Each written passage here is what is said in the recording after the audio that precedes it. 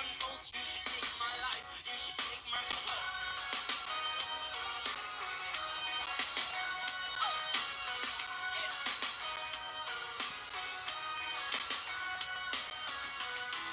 You are surrounding all my surroundings, sounding down the mountain range of my left side brain. You are surrounding all my surroundings, twisting a kaleidoscope behind both my eyes. And I'll be holding on to you. And I'll be holding on to you.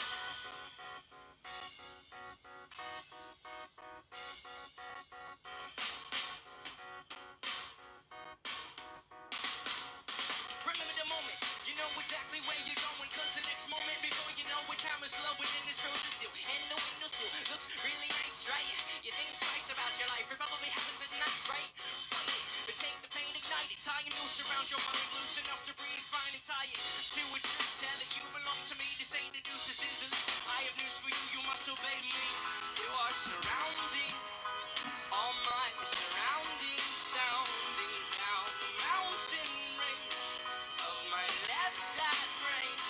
You are surrounding all my surroundings, twisting a kaleidoscope behind both of my eyes.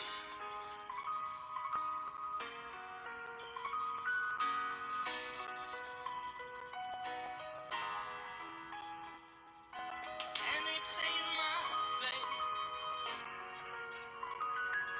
And it's in my face.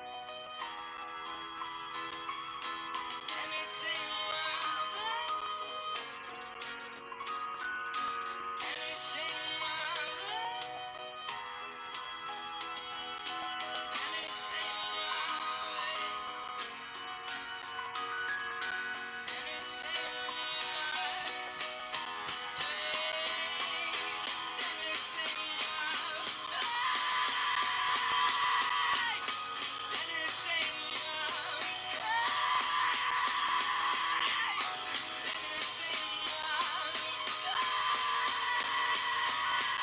my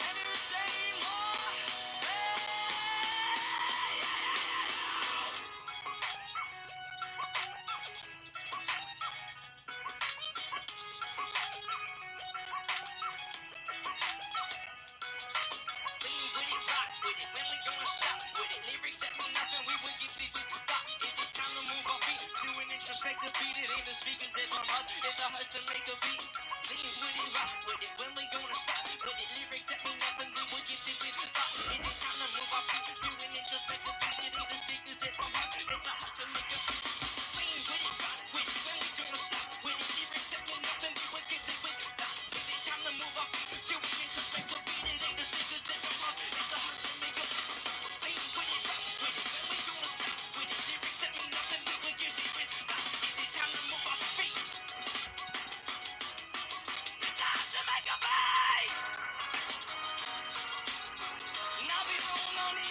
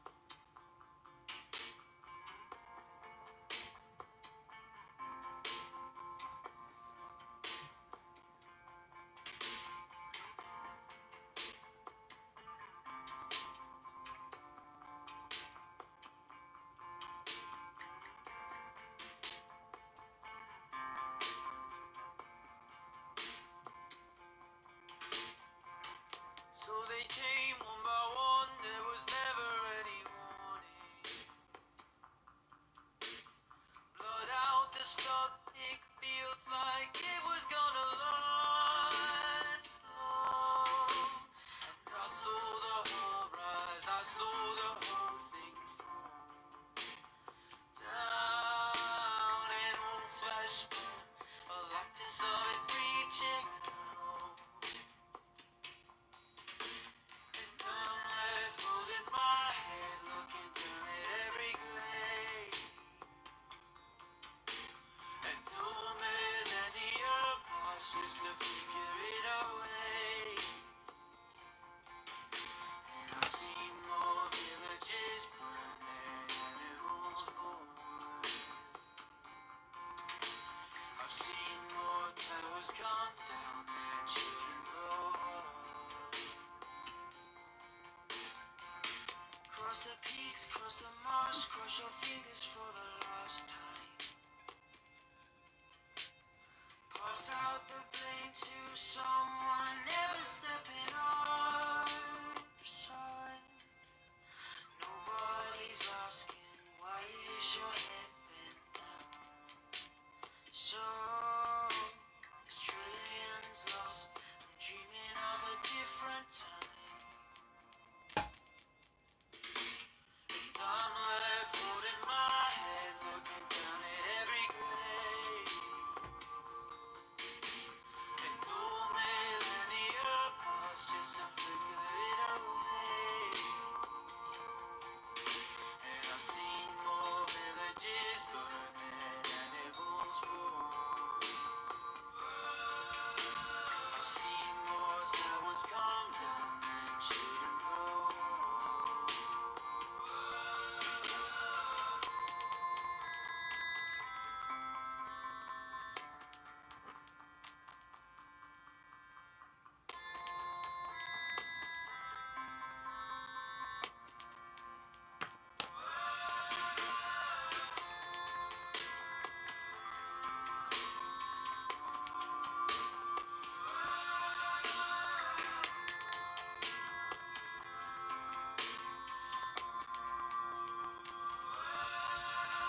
And I'm left holding my head, looking down at every grave. And two millennia pass just to flicker it away.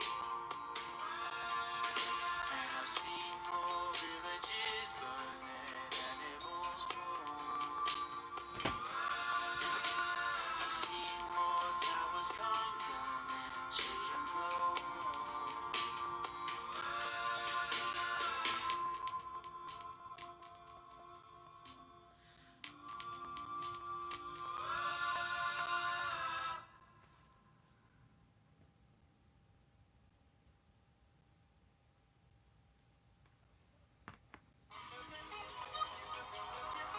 Yeah. Oh, you already know what we gonna do. Hey. Well, if you guess it, it's me.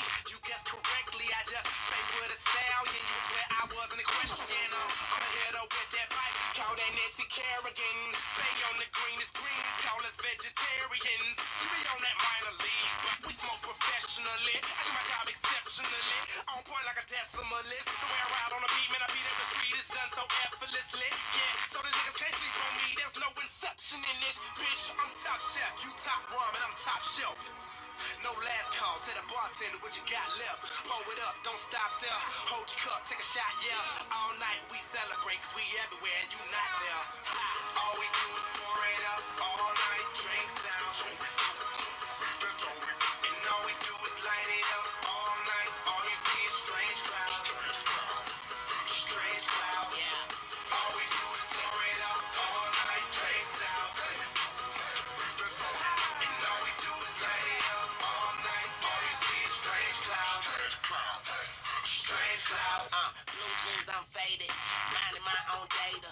Smoking on that strong. That Arnold Schwarzenegger. It's totally you, bitch, you. You hot as an igloo. Kick back on that Glock. Call that jujitsu. Hello world, I'm with a yellow girl. Number 2 pencil. These rappers is washed up. Spin cycle. Rinse you, my nigga. All day, all night, half pipe. I dive in that pussy, yeah, I belly flop. I jackknife and shit. Tell my homies that I say it's a party. Yeah, got that tech for technical difficulties. I'm top dog, you top ramen, I'm top dog. Pyru, gangsters, outlaws. All we do is pour it out. All night,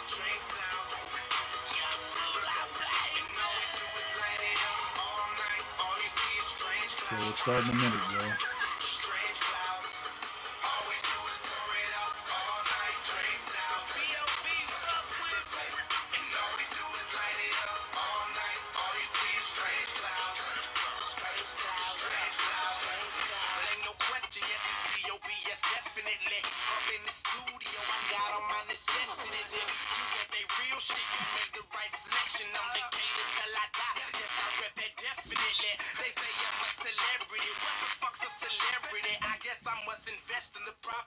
Protection and I say it's a curse, but it's still mostly a blessing to a nigga from the hood trying to aim for the top. I didn't even need no directions. I just wake up and then I roll up the perk. These niggas wake up on my dick, at least have some breakfast first. Nigga, keep your nourishment first and your mind on my lyrics, cause what you hoping to accomplish, I already get it, bitch. All we do is pour it up all night, drinks out. That's all we do, that's all we do. And all we do is light it up all night. All we see is strange clouds. Strange clouds. All we do is pour it up all night, drinks out. That's all we do, that's all we do. And all we do is light it up all night. All you see is strange clouds. Strange clouds.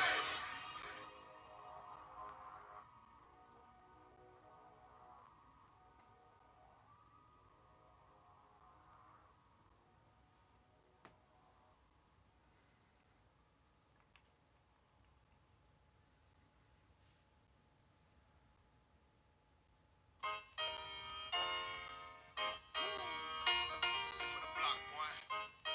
Take it rough. Every day it's been the same old thing on my block. You either working or you're slanging on my block. You had to hustle, cause that's how we was raised on my block. And you stayed on your hop until you made you a knot on my block. To hang out was the thing back then. And even when you left out, you came back in. To my block from Holloway, Belford to Scott, Reed Road to Fox. We know the spots to smoke. Drink all the blue dots on your block. You probably bred a fat pan of Tupac, a big bun of B.I. Your homeboys from knee-high, and even when it was storming outside, that B-by, that's me, dog. On my block, I ain't had to play the big shot. Knew me back when I was stealing beer from Shamrock, and my nickname was Creepy. If Black Joe could see me, he'd be tripping. I bet he's still trying to tease me. My block, where everything is everything for cheesy. My block, we probably done it all, homie, believe me. My block, we made the impossible look easy for cheesy. I'll never leave my block, my need me. My block, we ducking haters and the cops. I rock, we racing Paula's chrome dot on my block. It ain't no different than the next block. You get drunk and pass out and they pack you to the hot. And when you wake up on the got, you going right back at it. On my block, when you're that dumb, they laugh at it. On my block, it's just another day in the heart of the south side of Houston, Texas, making your mark. On my block, we queuing all the time, playing dominoes. Keep the swishing sweet down till my mama goes back inside. Then we can fly, pass it around a few times and get high. Blah blah, everything is everything for cheesy. Blah blah, probably done it all, homie, believe me. Blah blah, we made the impossible look easy. Blah blah, I'll never leave my block, my need me. Blah blah, everything is everything for cheesy. Blah blah, probably done it all, homie, believe me. Blah blah, we made the impossible look easy. But cheesy, I'll never leave my block, my need me. Blah blah, everybody business ain't your business. What's going on in this house? Staying here, comprende? Blah blah, you had to have that understanding. Cause if you told Miss Gladys, she went and told Gladys. And when once your mama got it, it was all on the wire. And when the word got back, they said, yo, it's on fire. On my block, we got some non-fed shell shock. We never quite got right. Now they in hell. On my block, it's like the world don't exist. We stay confined to this small little section we living in. On my block, I wouldn't trade it for the world. Cause I love these ghetto boys and girls born and raised on my block.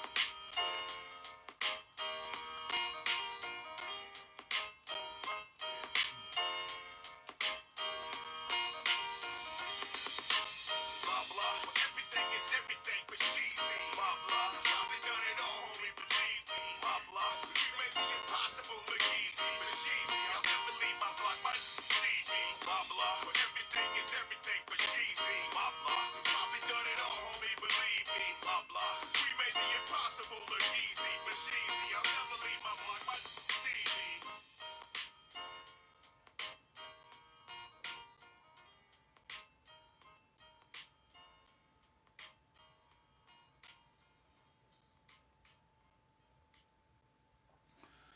What's up, YouTube? It's Artisan MC. It's Sunday. It's 11:12. This is Shop Talk Live, and the shop is open. Thank you guys for coming through. Um, First order of business, hit the like button on your way in. It's just a like. It don't cost you shit. If you feel so inclined, if you like something I was saying, support the stream. Throw a couple of cents a brother's way. It don't hurt. It don't make me do it any differently, but it may. I don't know. Who gives a fuck?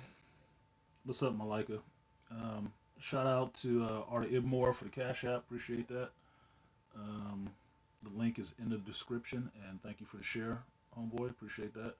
I will say right here, I won't type it in the Cash App response, but I do not use the term Negro nerds. That's Gino's term. I don't use it because I think it's insulting. I don't. It's an insult, so I don't use that shit. But it's his term. He can use it all fucking day. I call people what they are, and that's a geek. I don't need to keep trying to parse them up in different sections so I can claim my own piece of it. It's not how I roll. So it's Sunday. As you guys can see, my energy might be a little bit low because I was up kind of late, talking to a friend, and soon as I thank you, BGS Master Teacher Selden for the share. As soon as I decided to go to sleep after played a little bit more Ghost of Tsushima at 3 o'clock in the morning. What's up for it? My neighbor decided to choke out his girlfriend, and my next door neighbor decided to choke out his girlfriend in front of his house last night. So they were going up and down the street yelling and hollering and all that bullshit for about 2 hours last night after I decided to go to sleep, which was about 4 in the morning. So today I'm kind of pissed, kind of irritated and kind of pissed because it's Vallejo. Police was not coming, and so they just kept doing that shit all fucking night. And this is the part I don't like about having really young neighbors because they keep up too much bullshit on the weekend. And if you want to get real dark for a minute and see my Scorpio side come out, this is when I get into understanding that certain problems need to be removed. I don't have a lot of patience. With certain things, I have absolutely no patience. That ignorant shit I heard last night, I had no patience. And it was bad enough, this loud ass bitch had the nerve to say she was from Richmond. And I had to listen to this chick spit out every damn near gynocentric battery in your back wind up toy soldier comment out to this dude to get him to go back in the house and beat up his roommates.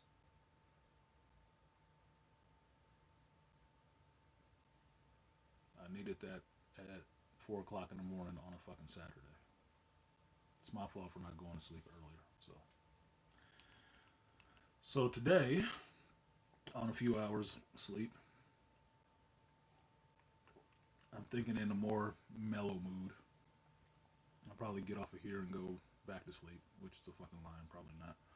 But it does make me think about a lot of stuff and put a lot of stuff that I heard this week in YouTube, in geekdom, and in the world into some kind of fucking context, which is what I do.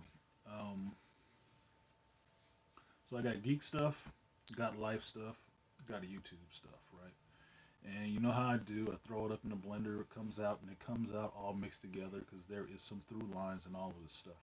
And for me, it'll sound spiritual, if you will. I'm not going to float off this fucking stool, but I try to listen to what the universe is telling me. And right now, the universe is telling me a lot of people are full of a lot of bullshit.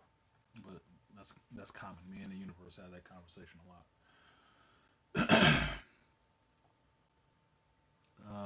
Just to answer my homeboy and my fellow Artie Immore, this is what it's Canada Dry Cherry Mix or something like that with some Applejack in it. So it's not a lot of Applejack, but I had this fucking Titanic size iceberg in this glass, and I had to put something else in it. I'm not trying to get drunk, but I am trying to, as they say, take the edge off because I did wake up irritated as fuck. So if you guys can see outside, you can see it's still fucking ugly in California.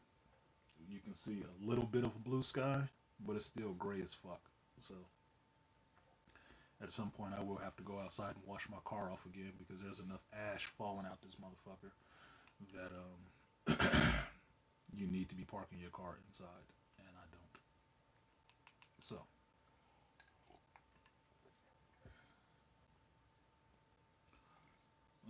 where do I want to start first? Let's go low and then end high because it's just what life is. You know, you have your highs and lows. And as you heard in the beginning, a couple of the songs I played, one of which was The Peaks by Lewis Watson, who is a British singer songwriter that my daughter turned me on to and that I like. I seen this dude perform live. He does a great goddamn show with himself and his acoustic guitar.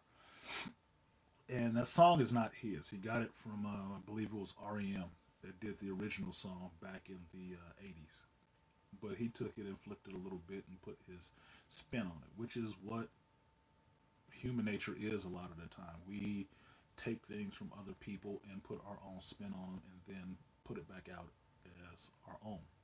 That's us learning from each other. We are social creatures and we learn by observation more than anything else.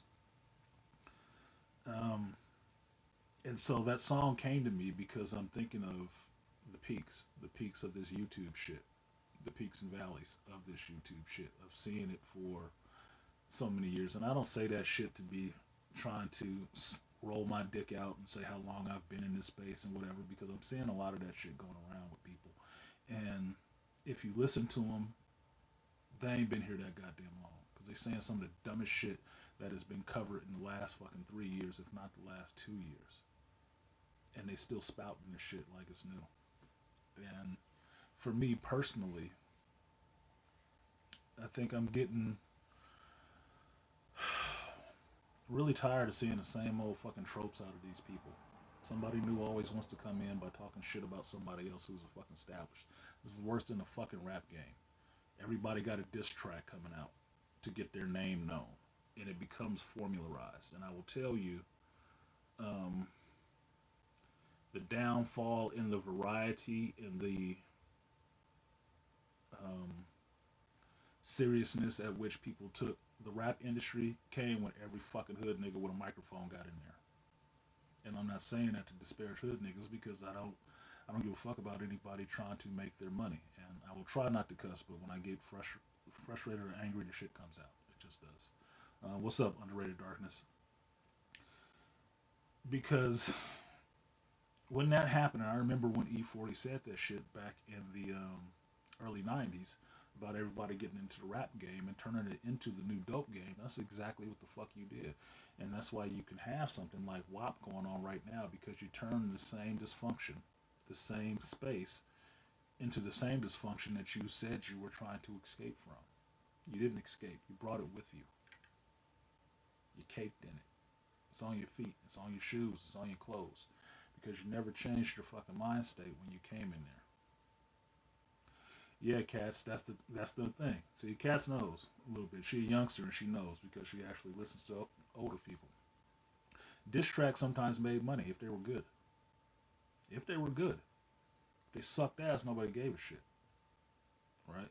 But once people saw that the diss track worked, that's why you got the title a diss track, because before that it wasn't even that. It was just a rapper saying something about another motherfucker, and that was the end of it. He said his piece, and that was it. It didn't even have a title for it. It was just something that they fucking did. What's up, West Coast? Trantor lives. Third Foundation in the building. So, in this YouTube space, I'm seeing the same thing, and it's fucking tiresome. I'm like, I don't want to say I'm an old cat. I'm an older cat. I'm not old. But my mentality is really fucking old. Okay? I've been old since I was young. And I don't have a lot of patience for some of this shit. I really don't, because it seems really fucking juvenile in a sense. and juvenile in the sense that this is some shit I could have heard back in elementary school or the playground, and I'm still hearing this shit now as a 40 over what over my mid 40s adult. It's fucking pathetic to me. It's fucking pathetic, and that's what the space is actually turning into. So just like everybody else, yeah, old soul. I am an old soul in some senses. That's why a lot of this shit don't surprise me. It's like I've seen the shit before. And it's not surprising me, and it's really boring the fuck out of me.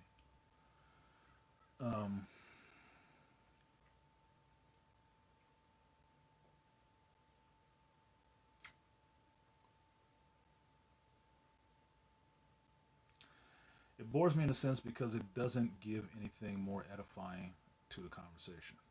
It doesn't add anything really, but more conflict. And before anybody jumps out the fucking window and says, "This thing got fucking pussy," look, man. Look, man, look, man, look, man. Even soldiers know when to put their fucking weapons down. Even a samurai will put his sword on the wall and turn it to the left side and not the right. Even sometimes. There is other shit to do besides just arguing with each other over the minutia of fucking life. If I have to turn on YouTube and see panel after panel with the same loud fucking mouths saying the same dumb shit that is no different than the shit I heard outside my window last night, why the fuck do you think people take a break from fucking YouTube and just vacate the fucking sector altogether? Because they don't have time for that shit. You're not bringing anything different than they can see out their goddamn window every day. And I would think, not as an escape, but a refuge, people left from being out there in the streets and went to fucking YouTube to find something else more interesting. And they turned around and saw the same shit. That's what the space is right now. The space is in a fucking lull. It's in a low. Because I still can't remember if anybody knows who actually coined this phrase. Because I want to give everybody their respect. I hold to the APA standard. I cite my sources, verbally and written wise, and I can't remember exactly who thought this quote up. But the difference between a content creator and a conflict creator. I'm not interested in conflict creators. I'm not. That is like the easiest fucking thing to do on fucking YouTube, which is to say some shit about somebody else who kind of got a name to boost your name. That is the cheapest fucking marketing ploy ever. It's a fucking diss track. Why is that interesting? I can't understand why that would get, you know, a couple hundred views and everybody talking about it all week, and it's just a fucking argument. It's just a fucking argument. Are we that dysfunctional that we're like the little kids watching our parents go back and forth, and all we can do is talk about it tomorrow at school with our friends? About how they mama and daddy or whoever, uncles, whoever, Mrs. Johnson and Mr. Johnson was at next door going at each other last night, and that's the latest fucking gossip?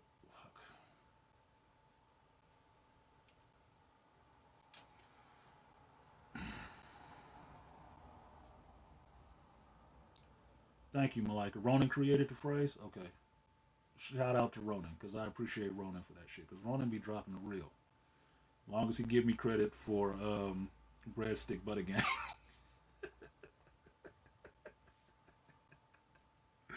Oh shit! I can't eat a breadstick again after his ass yesterday. I can't eat a breadstick again. If I go to an Italian restaurant and the chick said, "Oh, you want some of these breadsticks?" and she got butter on that motherfucker, I'm liable to slap this shit out of her head. Like, fuck you doing? That shit out of here. No breadsticks. Yeah, UFO kamikaze. School cafeteria shit. And this goes back to a part of the conversation I was having with my friend last night. And I'll tell you all, if you knew me personally, it's very hard for me not to talk to somebody I know, see what dysfunction is happening within them, and try to help them out of that shit.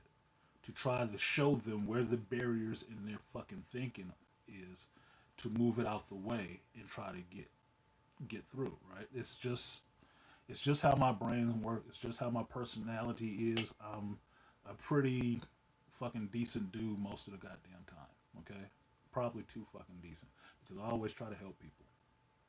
And mainly, like I told this friend last night, the reason I even pursue psychology because this was what I did naturally. I always try to help people. I always try to help them get out their own goddamn way. And being able to visually see what's going on in somebody and see all the miswiring and stuff like that. Think of it like ripping open the back of an old transistor radio and seeing where all the red wires and the green wires and shit like that going and trying to defuse this fucking bomb so it don't go off and kill everybody. That's what it's like. So to see all this backwards programming, it's plain to see to me. When I come to YouTube, it's amplified because I see it in more people all at the same time. It can be almost fucking overload. That's why sometimes I just have to turn the shit off. I listen to my chosen few content creators that I will watch their shit no matter what. I will listen to their stuff while I'm at work just doing it. Don't matter what I'm doing. I can be hanging off the side of a building or I can be pushing a broom, cleaning up my mess. I will have my buds in and I will be listening to that content and letting my intellectual mind work while my physical body is actually manually working. I don't do that shit because that's what drives me. Dysfunction does not drive me. It does not entertain me. I'm not interested by the shit. I get nothing for it. It's not even fucking junk food. It's not even junk food. It's fucking crack. And I don't do crack. It's what it is. Half the time it's a lot of fucking dick measuring. The other half of the time it's a lot of fucking peacocking. That's what it is. And as my RIP, my buddy Ron would say, who studied Aikido, and the story that his master told him is about peacocking is the peacock never sees the tiger coming up from behind him. Because he's too busy with his fucking feathers out trying to say, look at me, that he don't see this tiger about to eat his ass. I'm not a peacock. They dumb fucking birds to me. I am a tiger. So a lot of this stuff just gets into, like I said, the minutia of fucking life. It's the same fucking drama. It's the same fucking shit. Week after week, month after month. The motherfuckers will ride it out like it's the fucking Pony Express. And they just need to get the message back. I'll tell you somebody I can appreciate. One person out of many that I appreciate in this space, and I'm not saying this in any order, slight anybody, but because I see him in the chat, I appreciate Torian. Because for what Torian does, he puts out content and his opinion about said fucking content. Pretty regular. I don't see him going into a lot of back and forth with motherfuckers. When Petty Pendergrass comes out, it'll get super petty. But for the most part, he just does his fucking thing. And that's why I don't understand that people who get into this space can't fucking wrap around their damn head. YouTube is vast. Vast. I spent 20 minutes this morning watching 2 fucking videos on YouTube. You know what those videos were? It was motherfuckers making wooden swords or wooden katanas. That's it. I watched one guy video because he was doing it and it looked interesting. I watched the video he related to because this guy made his hilt a bit different than he did, had a different technique. So I watched that. And I watched a guy make kunais out of fucking popsicle sticks. You know what was funny about that part? That shit was more interesting than some of the other stuff I saw all week on YouTube with live people. That's fucking depressing. That's downright fucking depressing. It is a shame of this fucking space. Now, the only reason I watched that video is because I am a carpenter. I am an artisan, for real. The stuff these guys are doing in these big shops with all this money, I was doing as a kid in my fucking bedroom with a mop and a hacksaw and some sandpaper. Did the shit myself. Had it for years. My kids even know about it. I did it so good it used to hang above my mantle when I had kids, and people would come in the house and thought that was a real fucking sword.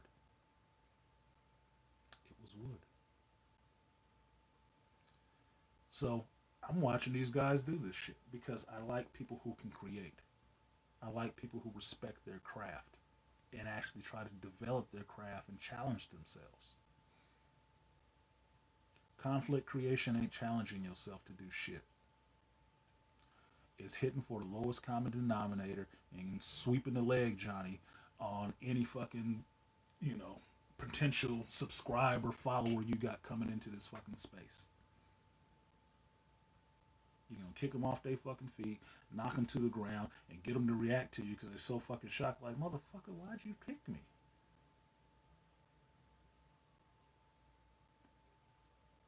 Because it's about a trophy. It's about likes and clicks and views and all the rest of that shit. Look, I figured this is just my figure, and I can be completely fucking wrong. I am not the best YouTuber. I probably can't be the shit. I can't be the shittiest, but I know I'm not the best YouTuber. But in my opinion, you came in here to have something to actually say about something you fucking know about. If your content is only about arguing with motherfuckers, you don't know shit. Don't know shit.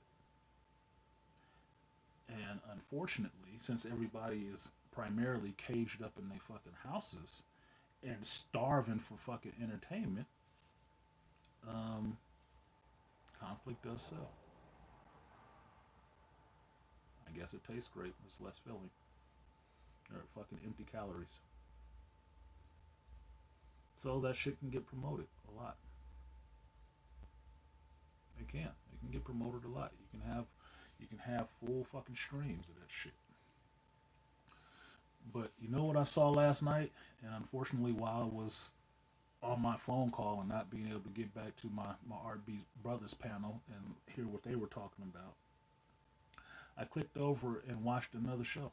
I watched another stream. This motherfucker had 3,600 live viewers on a stream at what, 1 o'clock in the morning. You know what the fuck he was doing on that stream? Just two dudes talking about geek shit.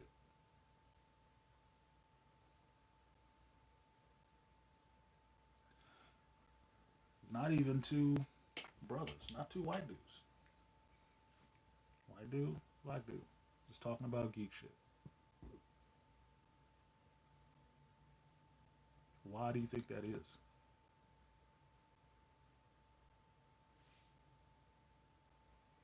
Because they ain't going back and forth with nobody about shit.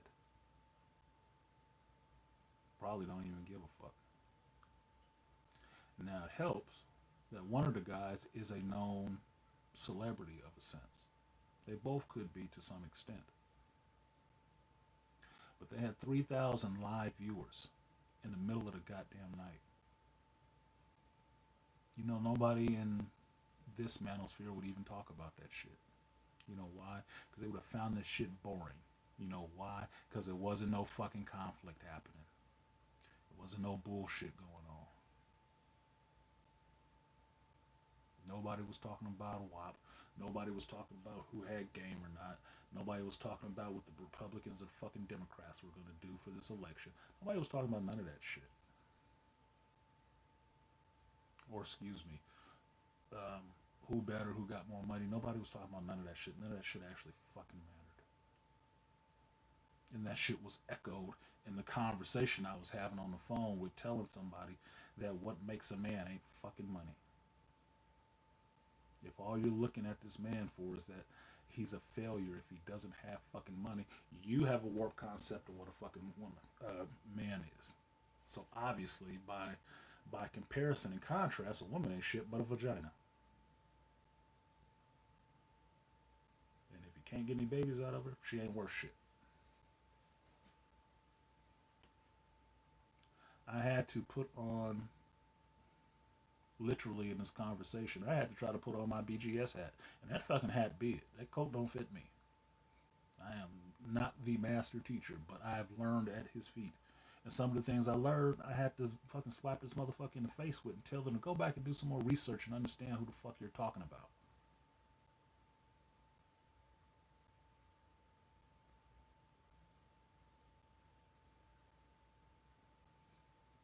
So, it was interesting. It was an interesting night, to say the least. To say the very fucking least. And putting this stuff all into context with what I've seen on YouTube, what was the main message I was supposed to get from some of these streams that I saw, people are just full of shit. People are just full of shit and are more happy to wallow in dysfunction and justify and explain away why they are doing it, just to keep doing it. It's like a pig in shit wanting to tell you why they don't want to get out of it. They ain't trying to lead nobody out of it.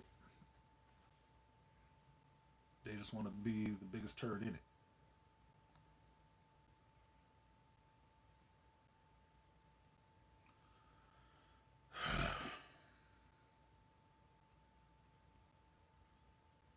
You became cloaked.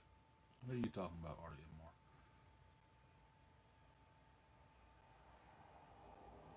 Especially when you play that samurai game, Ghost of Tsushima. I was missing what you were talking about, Gold Professor, because I was in my shit. Agree, Tori, me on and appreciate him for reporting. Yeah, I can't right now, especially because we are finishing up this job, and as I've told you guys, I'm working for the general contractor. I'm not working for a sub.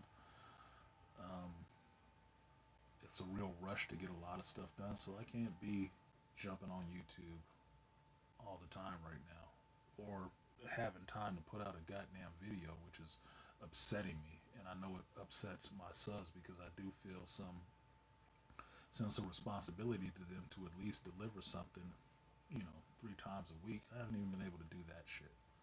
But the times that I do come on here to understand what's going on in the sphere, what's going on in this space, and all I hear is this bullshit, it's like, man, I could have just went on. I could have missed it and not missed shit. I could have picked it up same time next week and heard the same shit about something else and somebody else. It's sad. And I believe Nicole said it, BGS said it, Nameless talked about that whole mouse utopia and the whole mate competition shit. It's more than that. It's more than that. I was breaking down the ego to my friend last night to explain to him that this is one of the problems in this shit. Because your ego makes you see enemies everywhere. And just explaining to them my philosophy on shit is I try to fear less shit because I go to conquer my fucking ego. Because my ego doesn't want me to do certain things. And it's not there actually to help me, it's there to fuck me up and keep me from making connections with people that I can have a legitimate fucking interaction with.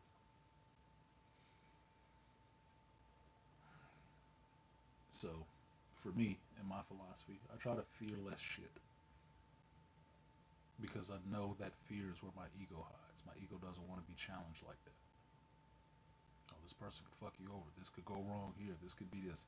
All that could be fucking true. In the realm of possibilities, if you want to deal with the numbers and the whole psychohistory of this shit, the probabilities, all that shit is probable.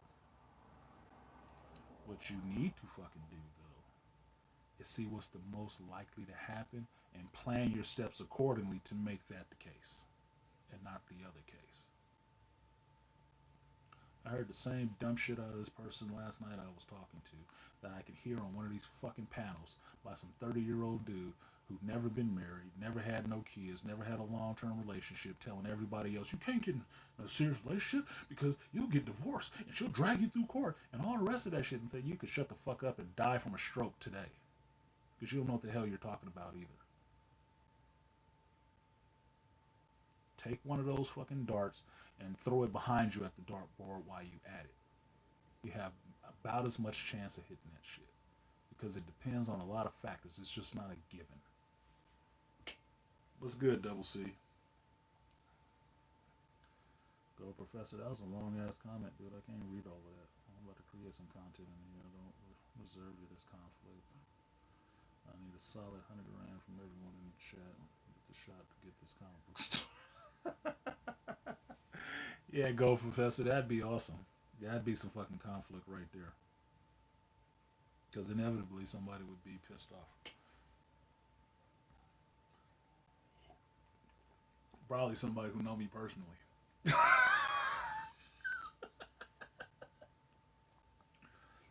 Walk up to me and see me and say, he ain't shit.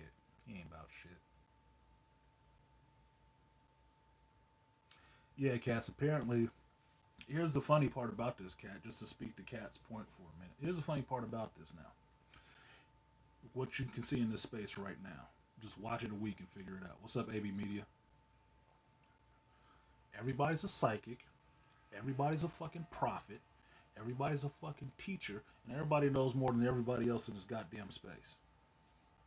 Everybody. Young and old. You got motherfuckers that ain't been married trying to teach you how to be dating coaches and they don't even fucking date. How'd that work? I can't tell nobody how to be a fucking astronaut and I've never been in a space program.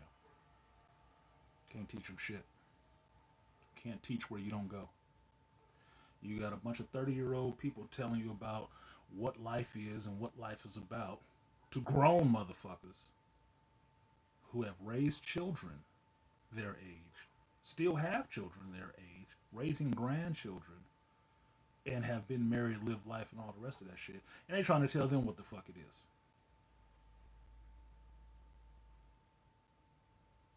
Really?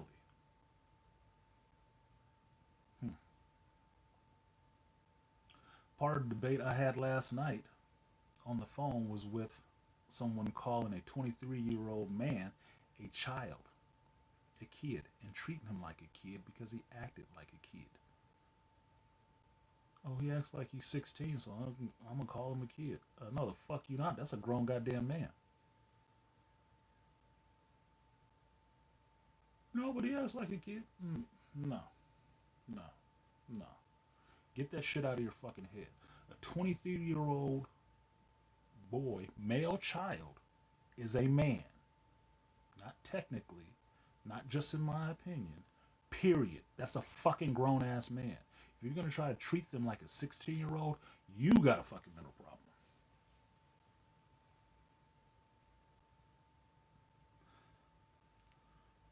This is how I entertain, I guess, myself.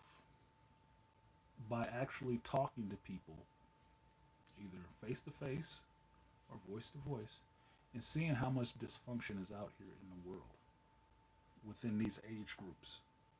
Doing my field work, my own field study on this shit. I don't look for that shit here on YouTube. I don't. I have it in the real world.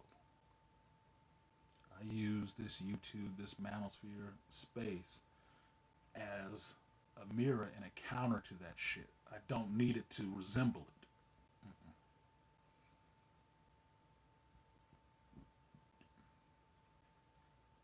I use it like, put it this way, I use it like figuring out a problem, being a scientist and figuring out a problem, and going back to your fucking colleagues and comparing notes on what's going on.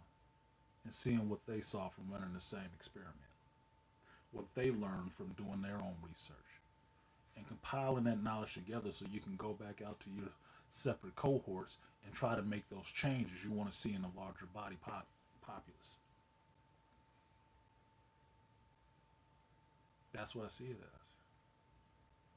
I get none of that from dysfunction. I get none of that from the conflict creation. I like a good laugh just like the next person. But some of that shit ain't fucking funny. Because it just shows how far we keep fucking stooping and falling and stumbling over the same shit that should have been behind us already.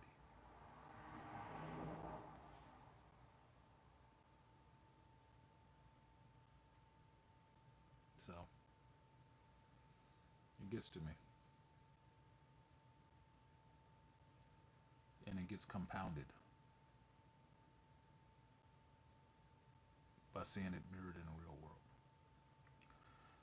My thinking is if you can create a space where the conversation can be of a higher caliber, you can dispense a lot more information to a lot more people that can actually help them. That should be the premier mandate of that space. That people who offer nothing but coming in and want to talk shit to everybody else that's already there in the space don't really need a voice in this space. They don't need to be propped up. Because yeah, that's fucking entertaining, but what good is it fucking doing? What?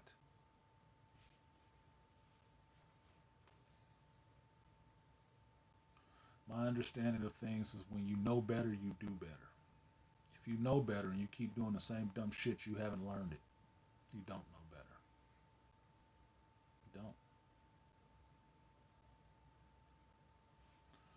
You can talk it, but you always got to go back to it. It's like mother's milk and sucking on her titty. It's all you know and you can't keep from nursing. Because once you get so far off that beaten path of what you are comfortable with and comfortable with knowing, you run back to the security of dysfunction. That's the hardest part I find with people. Is that they get so used to dysfunction they can't let it go. That becomes their normal. That becomes their blanket. And they can't be too far away from it. They have to seek it out. They have to find it. They have to be there. And they drag it everywhere they go.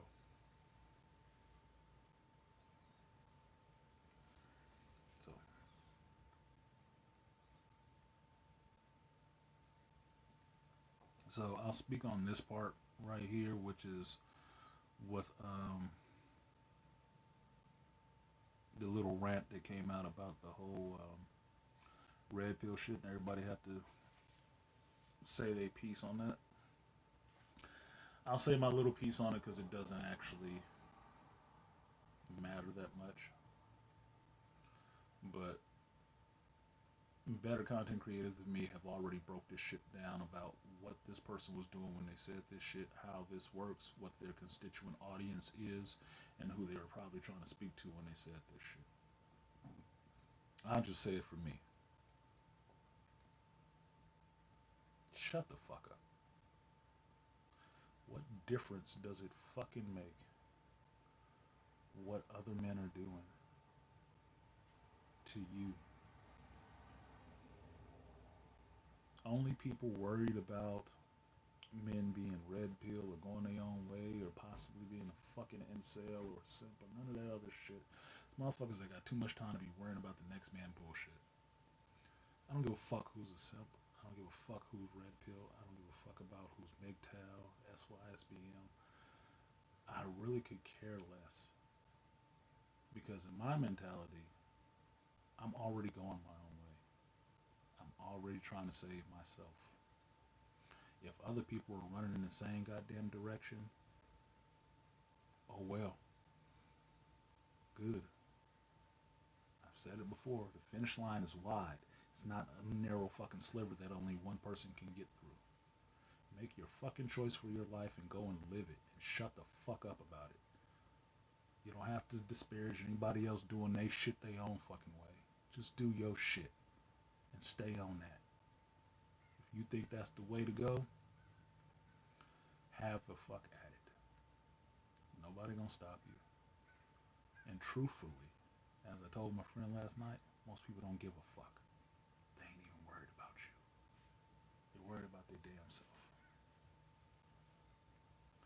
So this dude, who I listen to him sometimes, I've listened to his rants sometimes, and I do agree. I think Angry Man was the one who said it, that he does come off with that like snooty air, that he's talking down his nose at motherfuckers, and I don't like that shit necessarily.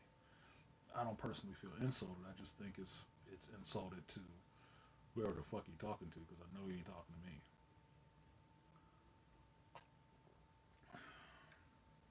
So I think it's a waste of goddamn time, because if anything, it tells me that because of your audience and because they're primarily maybe females, you got a hand up your ass and you a puppet.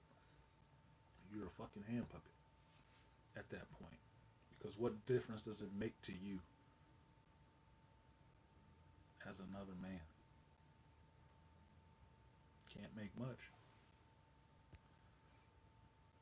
I think a bunch of men not messing with some of these women and you still messing with them might be better for you. It might increase your odds. You should be encouraging them to go their own way. Just everybody jumping on this red pill bullshit is like, look. I said this shit last week. I just hold to the classic definition of this shit, which is lined out in a fucking movie and a book, which is, it's just the truth. It's just waking up to the world and understanding the truth of this shit. And if you lived a day in the life, you would grow up from 12 to fucking 21, you would have saw the shit yourself. Now, if you're comfortable in that bosom and you just want to nuzzle in and just smell the perfume off the tits, then go do it. But understand, not everybody is going to do that. Some people don't want that shit. Some people don't want to be getting the shit hand like that all the time.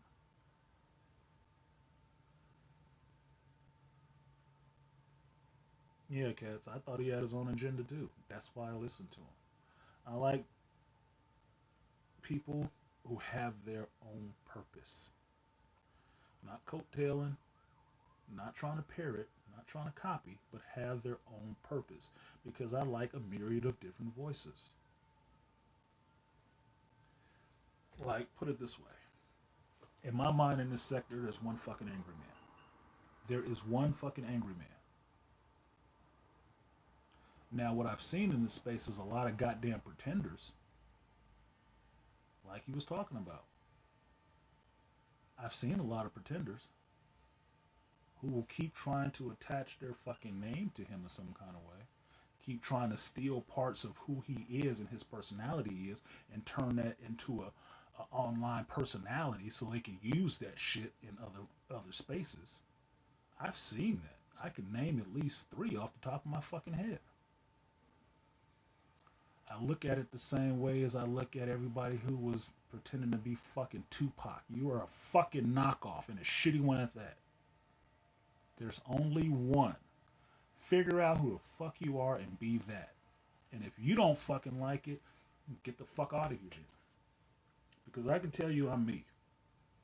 Like it or not, appreciate it or not, 100,000 subs to 1 fucking sub. I know who the fuck I am. You can like it, you can love it, or you can shut the fuck up about it. Either way, it's just what the hell it is. Because the first person I knew that had to accept me was me. And I accept myself. Good, bad, or indifferent. I know who the fuck I am. So, the rest of that shit don't matter. It doesn't. I accept one BGS in this space. I accept one Art of Idmore, one Art New Style, one Grinch, one fucking Cass, one Malika, one Ronan, one DS1, one Kendra, one Nicole Ali. You know why? Because they are a singular person. They came into this space as themselves. Did something unique for themselves because it is them. I accept them because they were the first one there doing that shit. Anybody else who comes along and they want to put on a hijab and be talking like they being feminine but really fucking ain't, I'm not measuring up to no goddamn Kendra. That was one of the most insulting fucking things I heard last week. About the tattoo shrag tat chested chick and somebody compare her to fucking Kendra, I thought this motherfucker lost his goddamn mind. And I'm cool with him. Like, what the huh? How do you even make the court? No, nigga, no. These ain't even the same things. Are you fucking kidding me?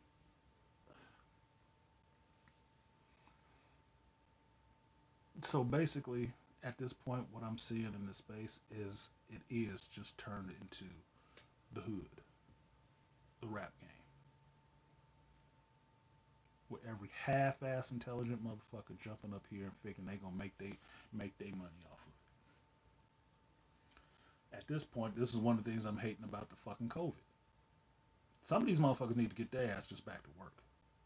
Thanks for fucking up the economy, but they need to get out the house and go do some other shit. I don't need them in this space. I don't need them online. It's fucking up the thing I like. It's fucking up the thing I love. I don't need it. It's fucking noise. Be original to who you are.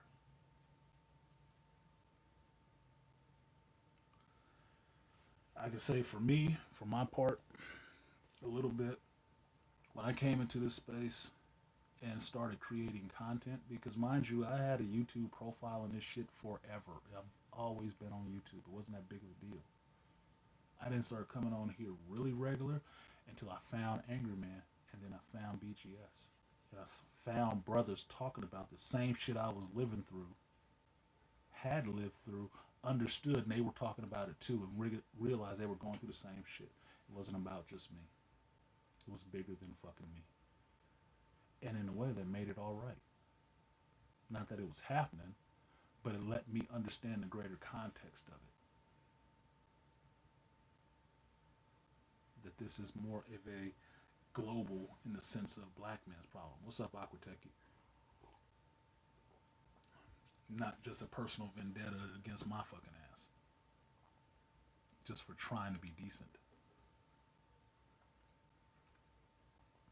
I can say since I've come here, when I came in and figured out what my fucking niche and what I was going to talk about was, not a lot of people was talking about that shit. It wasn't.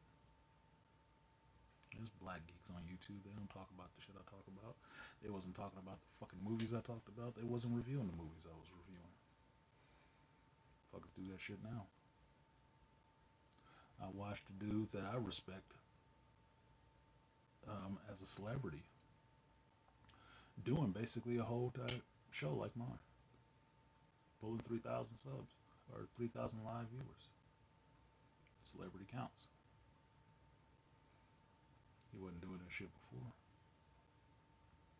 I've seen a lot of other geek content creators doing shit that did not exist in this space beforehand, and I know this shit because I was watching it. BGS has pointed this shit out to me many a fucking time. I don't bitch about it because I understand how people work. The nature of people is they see what works and they copy it in their form or fashion. That's how you get people changing up their fucking styles. Because when they see something that fucking works, they want to do it. You know, I do my streams and you see me filming from my car sometimes. I got that shit from the Angry Man. Because it showed me when I first tuned into watching him, he was in his fucking car. His old one. With the shit in the back coming down a little bit. Struggling. I related to his passion because I knew he was fucking struggling. And he was trying. He was putting it out there and putting it on the fucking line. I related to that shit. Because I have been there. I might have been there at that moment. But he was proving that you can put out some decent fucking content with just what you fucking had. With just what you had available to you. That you have to utilize what you have available to you to the nth degree. You know, you got that smartphone sitting in front of you that has all those goddamn apps like cameras and video recording and all that other goofy shit and YouTube stream and connected to all this. Why don't you use that shit to its fullest potential? I remember when him and Kevin had that conversation because I was listening to that shit and said that is actually true. You have no excuse. You got a fucking smartphone and some actual original thoughts out of your own fucking head and mouth, you have no excuse why you can't be putting that shit out there. If you got a smartphone in your head, use it for something other than fucking Tinder and playing video games. So that's what I did. I took that angry blueprint, what I could do, and start putting out some content with a little bit of urging from BGS to just to say the same dumb shit I say any other day of the week. Just geek shit. Because there were geeks in this sector. They wasn't making it their whole fucking channel. Only person that did was Angry Man. You saw what happened with that shit. Motherfucker got up there around 12,000 fucking live viewers and motherfuckers flagged his shit down. I was there for that shit too. Live, not on replay.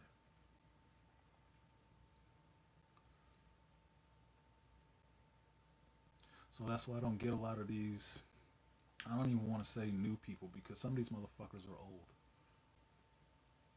But this next cohort of motherfuckers that's coming in here and just bringing bullshit with them. Just bringing bullshit. Nothing to say. Nothing really to say. Nothing really to speak on. If it ain't about conflict, they're talking shit about somebody else. For me, I can get that shit anywhere. So tell me, McDonald's, what makes you different from Burger King if y'all both selling fucking burgers? Why should I do anything for you? Why should I patronize you? What are you saying that's any different from the other motherfucker? Where is your original voice? Where is your original thought? Where is your original concepts? And that's something that I think gets overlooked a lot in this space. And Angry Man hit on that shit earlier this week when he was talking about how many catchphrases, context, and framing that people use throughout this fucking space that came out of his mouth or people that in the masculine mercenaries. Who was saying Strag before Grinch threw that shit out there?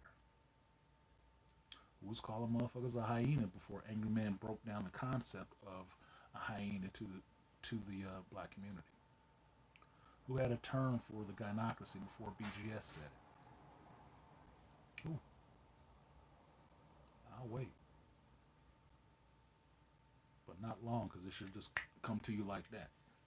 If they was there like that. Who was really pushing a red pill like that wasn't in the white manosphere over in this space before Angry Man was picking it up? Do tell. Inquiring minds would love to fucking know.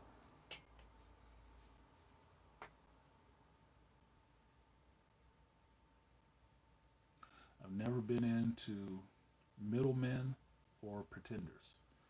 And as, to use the old school skater term, posers. Not into posers. Never have been. Because I'll accept you for whatever you show me, as long as what you show me is fucking real. If you're really an asshole, be a fucking asshole. If you're really a decent person, be a decent person. If you're not getting no bitches, don't be getting no bitches. It's not that big of a fucking deal. There's a lot of them out here. If I can see fucking No Two Susan fucking her boyfriend under an overpass right now, you can find somebody too. Because that homeless bitch got a dude. And that homeless dude got a chick. She ain't got no fucking teeth. But look, water seeks its own level. You'll find yours. If you stop trying to be something that you fucking learned.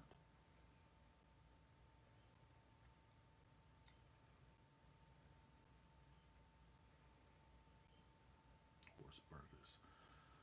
Y'all motherfuckers. So, I will say one of the best streams I heard this week was Green Gorilla and Dr. T.S.I. Johnson. And here's the problem with me saying that right now, because I was listening to that stream while I was at work.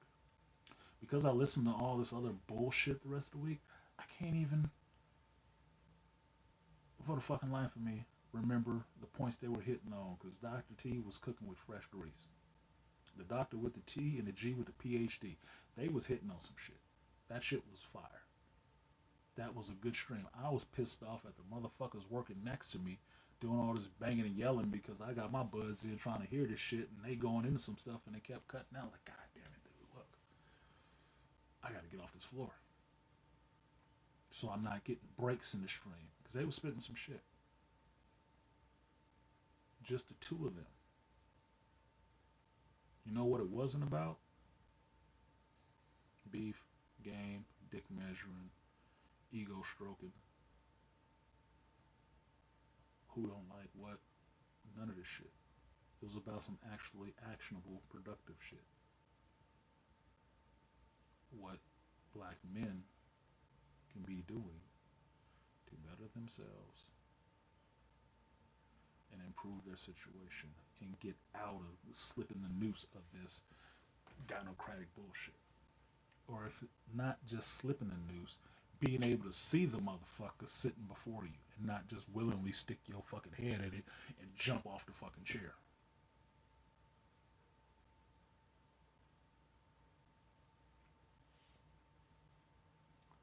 Now I bet.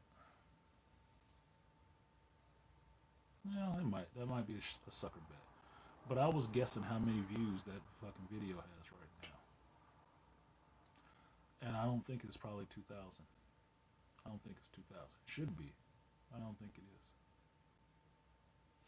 Which is sad. It shows what we focus on the most in this space. Because I don't worry about everybody focuses on me. Look, you spend enough time in a place, eventually the shit will come. And like my master teacher told me, you just need to be consistent. I consistently try.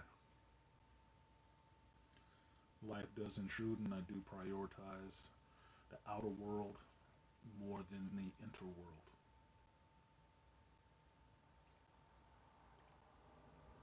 It's just what it is, at least in the YouTube sense. So I do what I can.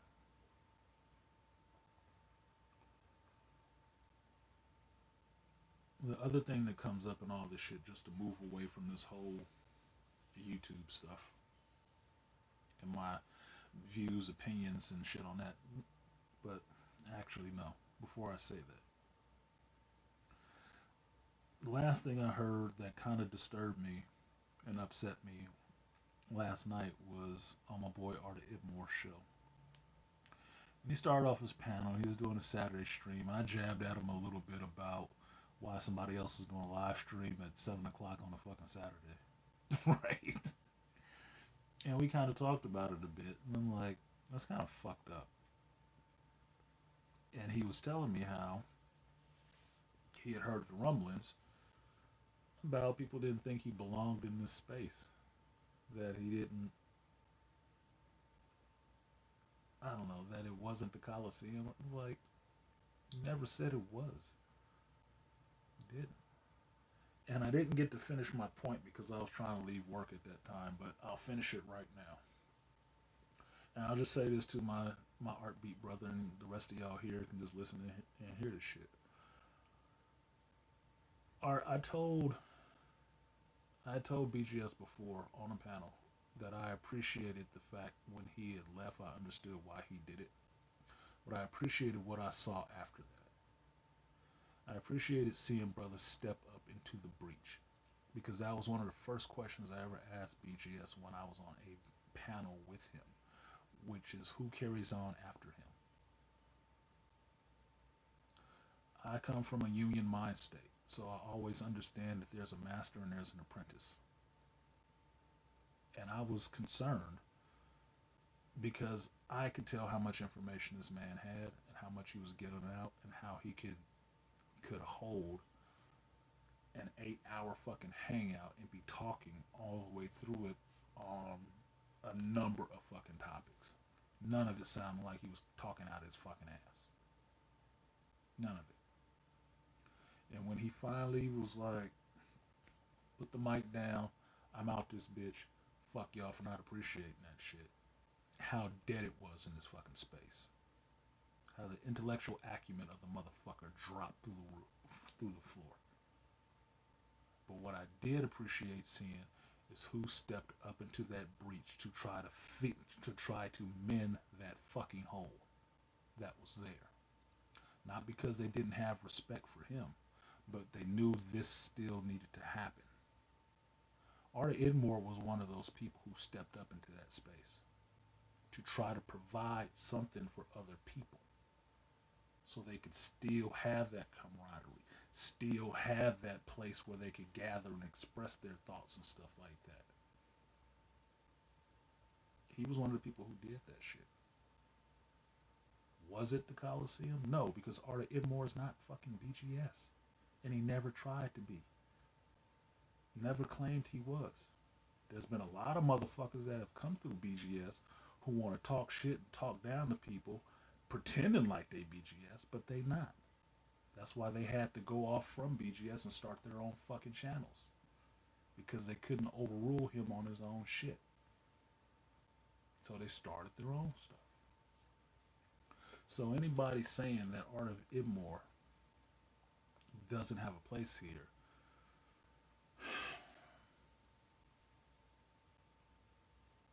I'm trying to think of the most gross thing I can think of.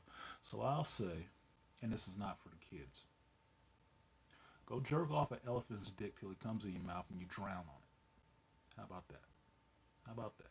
Suck an elephant off until you drown. Arta Idmore got just as much right to be here as anybody else in here, talking less than he talking. I give Arta Idmore shit, and I give him shit because I actually like him and respect him, and I can give him shit because he's been there. When I first started coming to BGS shit, he was already in there. Already. A known quantity in there. I didn't even like his ass at first. So this motherfucker think he know it all. This comic shit. He ain't correct. I know him a little better now. I ain't saying he know more, but I know what his tendencies are now.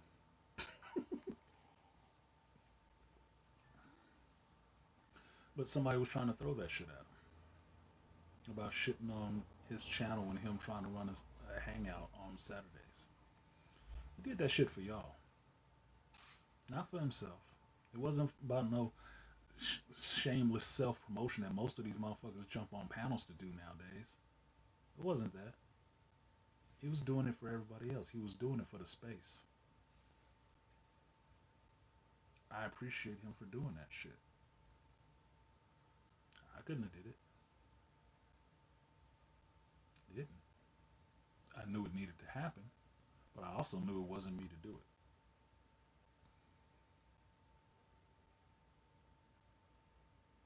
So hearing that kind of, that he's hearing that kind of backlash was kind of fucking insulting. Because BGS will tell you himself, he never did that shit for him. He didn't do the Coliseum for him.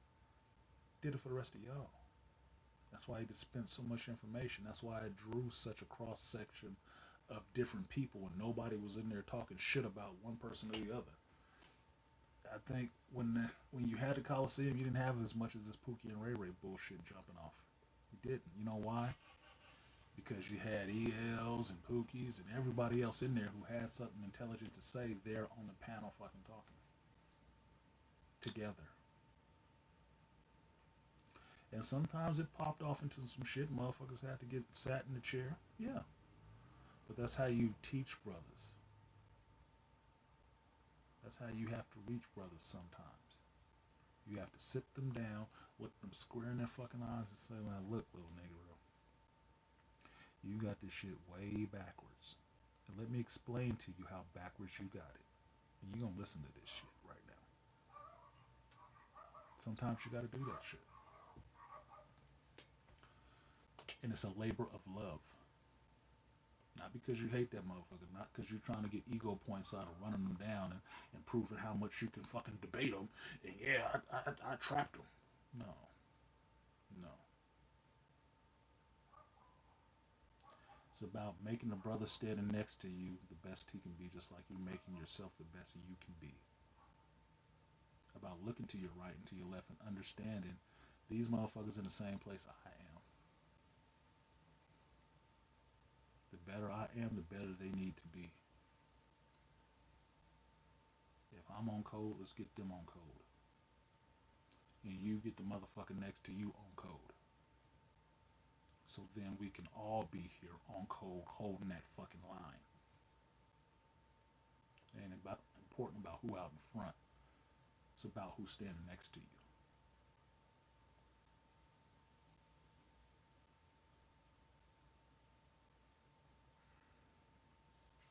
So that shit was disappointing to me. Because if I can see what art has done in the space just to help the space, and I can see a motherfucker like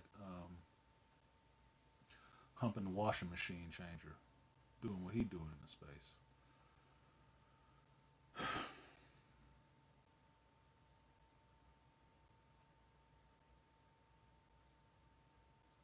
Y'all motherfuckers go after the wrong things.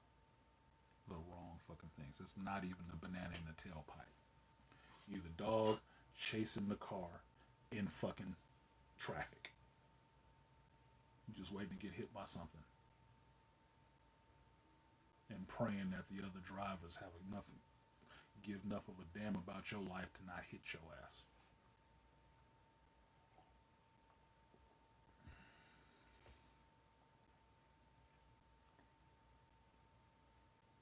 So,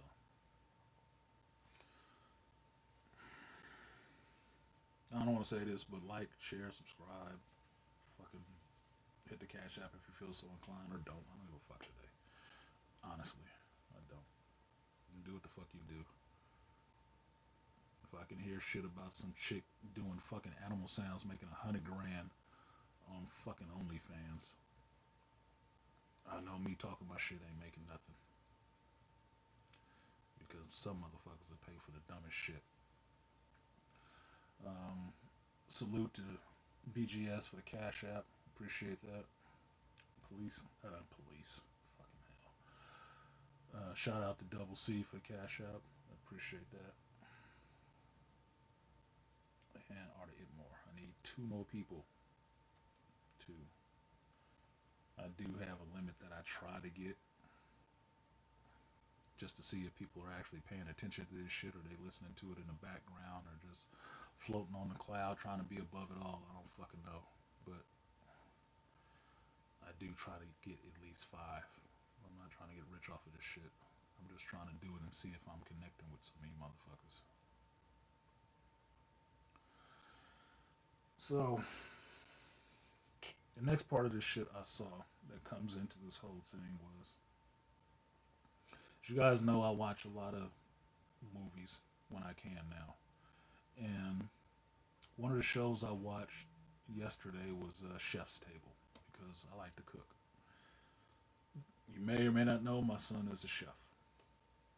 It was a urge, or not even an urge. It was something he was interested in when he was a kid, and I told him when he was a kid, if it was something that he liked, if he wanted to get into it, I would help him pursue it. He pursued it. He picked it up. He followed it out. He went to school. He got the training. Been to Italy and everything else. The motherfucker can cook. That's my son. I'm proud to death of him. And because of that, always, not because of him, but I've always liked cooking anyway, right? Yeah, I'm like, it's a good show. Now, they did barbecue. I guess it's the season, or this segment of it is barbecue. And I sat there and watched that show yesterday. I watched my geek shit, and then I watched some other shit that just edifying for myself. And I watched this Chef's Table barbecue, and the first episode is about this woman. You may get confused when you see the shit. Tootsie Tamavir or something like that. And show is interesting because it's not so much about the food itself. It's more about the person behind the food. And this is where I get the most interesting stories because I like watching documentaries and I like learning about people in general because their stories are more interesting if you take the time to fucking listen to them. If they're willing enough to give you them and who they are and not this facade of who they believe they need to be because somebody put a fucking camera in front of their face. And I always gravitate to the realest people. I do. So I'm watching the show, and this woman is 80 something years old, pit master in Texas. This is barbecuing meat. And the shit looked delicious.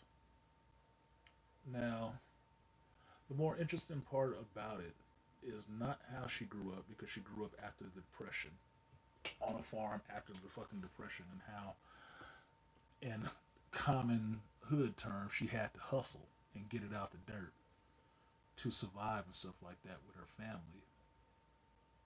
You get a sense of her how what she went through and all the personal fucking struggle she went through just to do what she does. And she does what she does because she loves it and she puts her effort into it for everybody else, not for herself, not for fucking notoriety. She does it for everybody else. Now, this woman is what, 86, I think they said it at the time of this shit. She's been fucking doing this barbecue, queuing for damn near 30 goddamn years. Right? No, excuse me, 50 years. Because she started when she was about 30. And still does it old fashioned way with a shovel, stoking fucking coals and carrying this heavy ass shit over this hot grill and cooking all this food for these people who line up at 8 o'clock in the morning till 8 o'clock at night to be there just to have some of her fucking barbecue. Now, the interesting thing, and this is what I get into when I get into being interested in artists and creative people, they're not thinking about everybody else while they're doing that shit necessarily. They're doing it because they're trying to put something out there and make it good for the people who see it, for the people who experience it. And this is common in really artistic people. It's about the craft for them. It ain't necessarily about the accolades. Because it's a point in the show where they say when the restaurant really took off and people started seeing this and showing up, and they were coming up to her and wanting to shake her hand and get a hug from her shit, she wasn't even into that. She wasn't. She wasn't into that shit at first. Like, nah, just let me fucking cook. Let me do what I do. Now, the real testament to this woman is that after losing her husband to a stroke, who was the first dude she fell in love with and all the rest of that shit, and sat there in the hospital and watched him fucking die, she was working with her son as well, which was a tumultuous relationship, you know, them arguing and shit like that back and forth, which happens in families. It's just personality differences between everybody, okay? Nobody gets along all the fucking time. You show me two people who get along all the fucking time, I'll tell you two people who lying to themselves the whole fucking time, okay? Two motherfuckers that got a good mask and they ain't trying to drop it for shit, okay? That's bullshit. I don't believe that exists at all. I don't. But right after her husband died, she finds out, her son tells her that he has brain cancer. And then he dies. And now she's just left. What got her through was cooking, was making this goddamn barbecue. And the owner of the restaurant actually tells this part of the story about how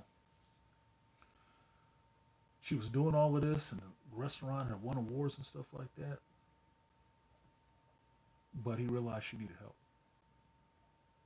Not just mental help, but she needed somebody to be there because she couldn't feel like she could rely on anybody else. The two people that she actually loved and relied on were gone. She had nothing else, and she was still at work the very next day after the funeral. And they're like, what the fuck are you doing here? And they jumped in and helped her. Now what happened was, is that people recognized who she was and actually came out to help her. She got more help from the owner. She got more help from the staff. She got more help and support from the fucking community that came out and supported her for what she had put into the space. I don't see that shit as any different between any of these founders of this Black Manosphere shit. Angry Man, BGS, Obsidian, and O'Shea to a lesser or greater degree. I don't know. I don't listen to motherfuckers. I can't. But the fact is that she didn't let her personal shit stop her from putting something positive out there for everybody else. To make sure the other people that came to that restaurant had a positive experience when they left there. I look at this space the same fucking way. That people should be making people better from having came here than worse fucking off. More fucking distraught, more upset, more woe is me, the world is terrible, I can't get a girl, I can't make no money, I ain't about shit, I might as well go out and jump off a fucking bridge somewhere. Wasn't about all of that. Because she focused and put her passion into her craft, she attracted the people that respected that shit. And in the end, they did their part and supported her through her hard times. It's no different here. Don't tell me that only old ass white folks in fucking Texas know how to do this shit. Don't tell me that. Don't make me believe that shit. Don't make me believe that within this space we got financial wizards and movie directors and all the rest of that shit, and the only thing I can see is white folks putting out stories like this. Don't tell me that. Don't fucking tell me that. I am a firm believer in that this space should be the one-stop shop for anything that you fucking want to see. You want a book, we got authors. You want a movie, we got directors. You want personalities, we got angry men. You want some fucking comedy, you got DS1 who could drop science on you at the same time. You want to learn how to be a feminine fucking woman, you can talk to Kendra. You can sit down and get the damn cure for what ails your fucking sick mind. All that shit is here. It's all here. But it's being fucked up by people who are not bringing any of that shit to the table. All they bringing is a microphone, some bullshit talk, and a cup in their goddamn hand, and looking for their next goddamn come up. I thought this was the Manosphere, not the red light district. I didn't think I went to the fucking strip club.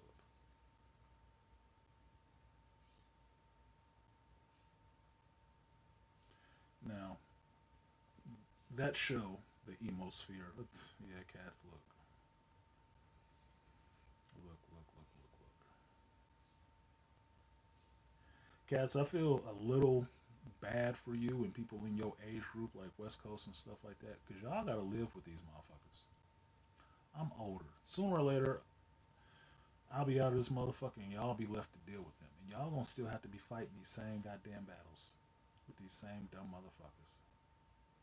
The problem is, they're gonna be older than you and gonna be telling you that you don't know fucking better. And you're gonna have to fight against that. I'll tell you now, start making some friends with some of these Z's that fucking get it. Because that's gonna be your goddamn backup. You're gonna need them younger ranks behind you. Trust and believe. Because your 30-year-old cohort, your older 30 millennials,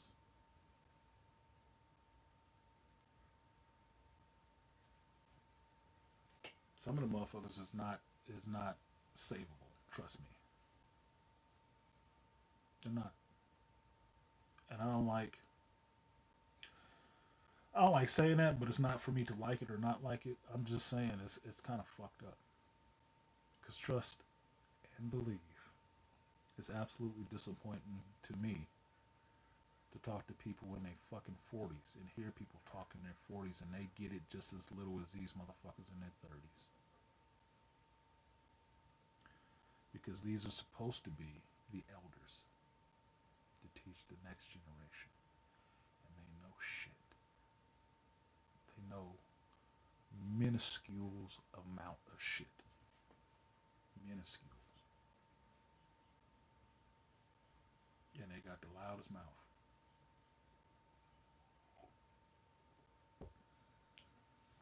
And keep steering the conversation back to some dumb shit they more comfortable with because that's all they fucking know. What was that dude that was on the Art of More stream, I think it was, and BGS was on there, and BGS was telling him about some shit, and the motherfucker said he didn't even read it, shit. The fuck you up here talking for then? Man, get off the goddamn stream. Get off the panel. Get off the panel. Go read a goddamn book. And then come back when you've done your fucking research. Don't give me this Wikipedia, Google bullet point bullshit. Nuh-uh. Come on, man. You can't step into a fight like that. You can't. It's fucking pathetic. So, oh shit. I wasn't trying to make the whole stream about this, but this is the stuff that's coming out. What's up, Seven Coast? Oos. This is the shit that's coming out. That's why I say it's the blender. Because all this shit goes in because I take in this media. I listen to it, I watch it, I see it, I think about it. And when it comes out, it comes the fuck out. It is like the fucking purge. And seeing the connections and all this stuff of how people get it or don't get it is why you don't see a title on these videos before they start.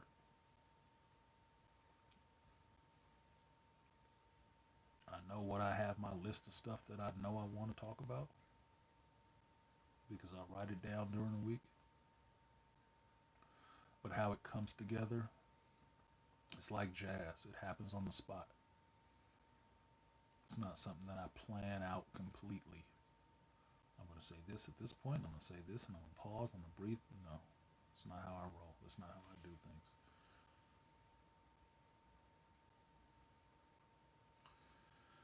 A lot of them piss me off. They're disrespectful to a Gen X and a baby boomer, but talk about younger millennials like they're stupid and lazy. They're the stupid and lazy ones. Yoga cats. Yoga cats. You just described almost verbatim exactly what I said last night on the phone call I had. Almost verbatim, you said exactly what I said. That everybody is having these problems with working and keeping a job and all this stuff since all these dudes tend to be fucking black men. It ain't because they all fucking lazy. And their worth as a man is not tied up in just how much fucking money they have. Or if they don't have any money, they ain't fucking men. Fuck you for that. There's a man somewhere broke as fuck that'll slap the shit out of you for saying some dumb shit like that.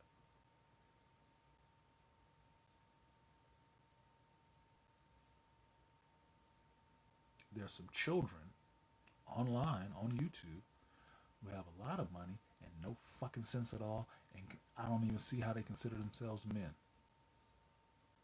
Like E40 said back in the day, they probably some sit on the toilet when they piss ass niggas. Probably.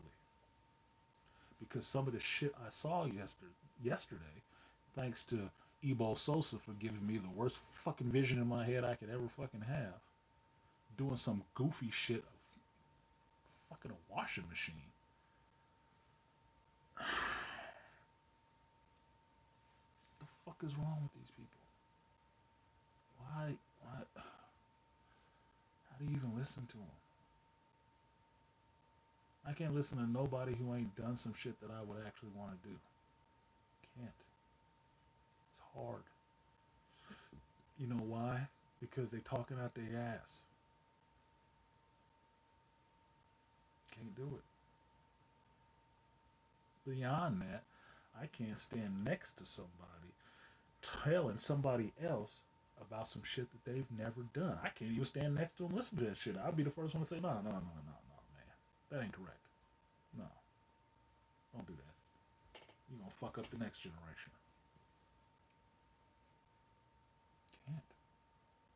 Cannot.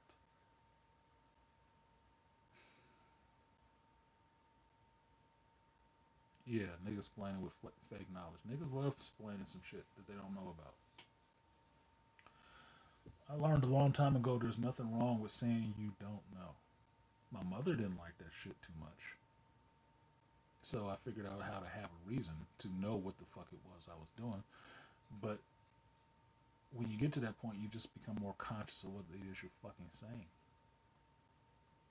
And there's not a problem with saying you don't know. That means there's room for fucking growth. There's room for you to improve and to add to your base of knowledge. That's why when people are talking about things that I don't know about, I shut the fuck up. Because I want to learn from them and have them teach me the knowledge that I don't have. I don't need to talk like I know every goddamn thing. Because as I've told my children, if you knew every fucking thing, why are they still here on Earth? If you know every goddamn thing, why are you still here on this planet? You should be gone right now, right? Tell me some shit about what's going on the other side of the goddamn cosmos. I don't need you to explain this shit. This should be beneath you. Because nobody knows everything. You all working at it. As much as BGS knows, he don't know everything, and he'll tell you that shit. Because wise men know they don't know everything. Only a dumbass thinks they do. And that's showing you how much they don't know. Blatantly.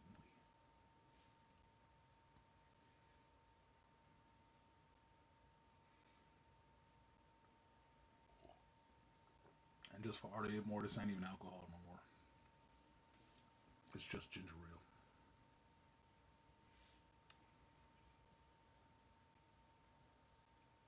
Seven Coast, you're right, right?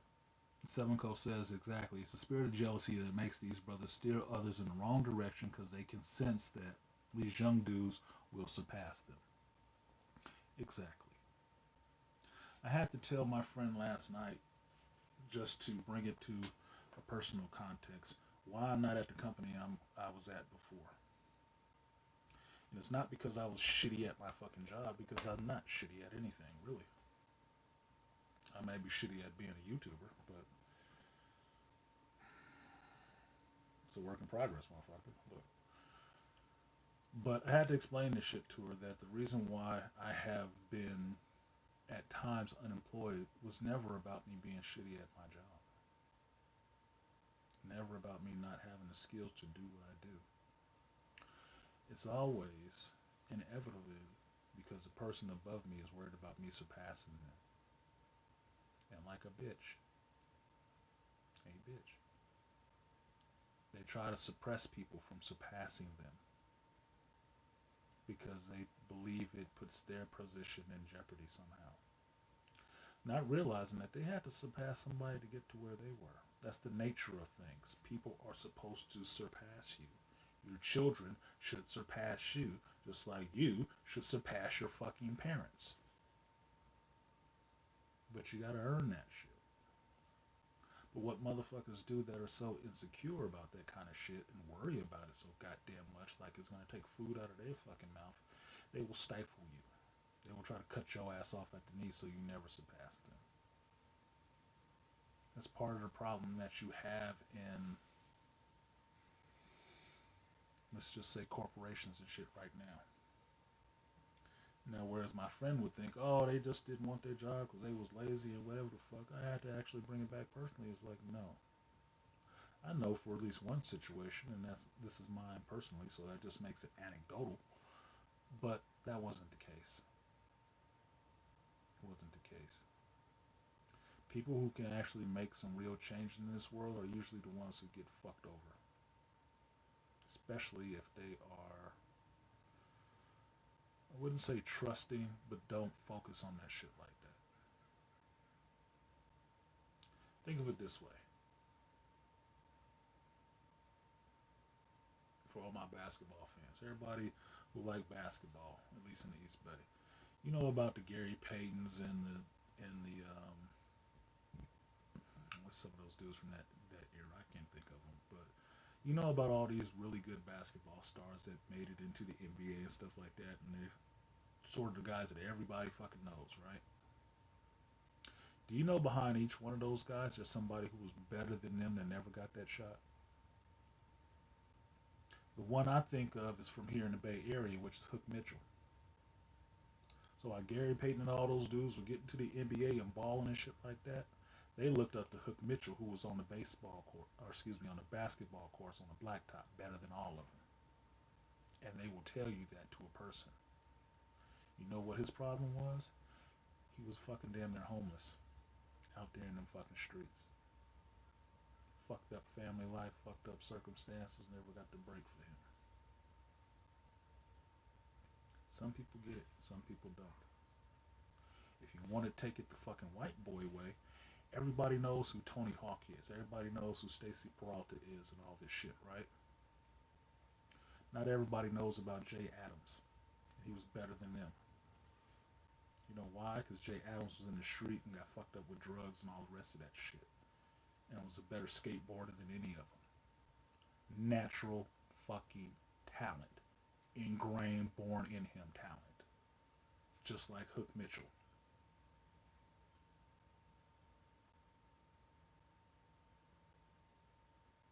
Earl McGold. It's people like that who get fucked over the most because they're not in it for the notoriety. They're in it, and this brings it back to that chef's table. They're in it for their craft, to master their fucking craft. And they're naturally good at that shit. And it stands out. And motherfuckers that don't have that much skill hate that shit. And they try to destroy it. So their bullshit is the only thing you know to accept.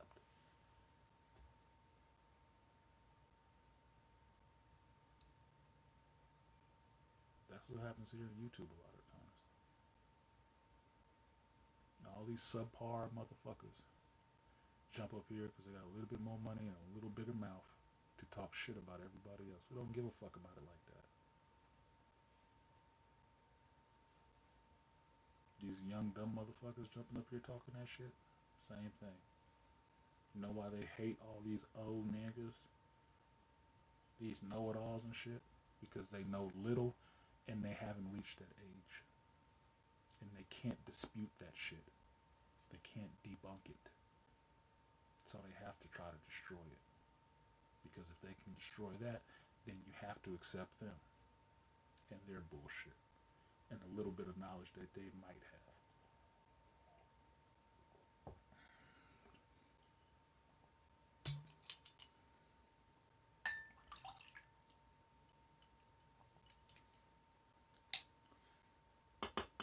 For every so many success stories, there are some unsung who never got that break. I don't like to see myself in this position, but I can say I'm that in some situations.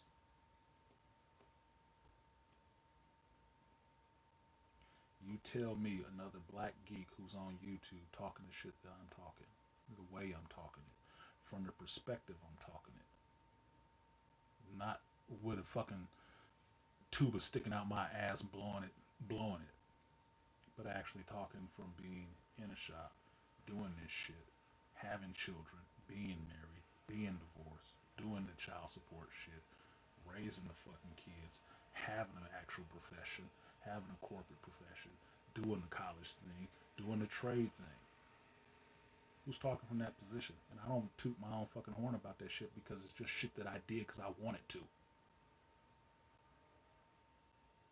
I wasn't doing it for nobody's attaboys, no pat on the back. I did it to prove I fucking could. Because that's how I roll. I'm a Gen Xer. I do that shit because I want to. I don't need you to like it. I don't need you to co-sign it.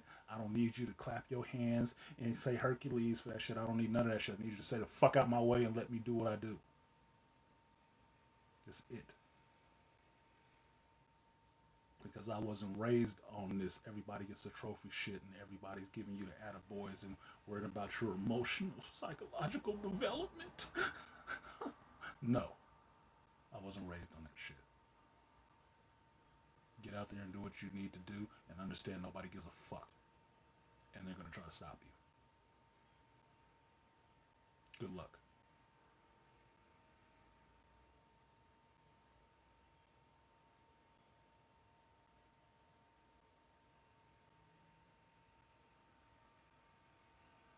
So when I see a lot of this dumb shit that goes on in here, I think some people miss some of those fucking classes. Those growing the fuck up classes.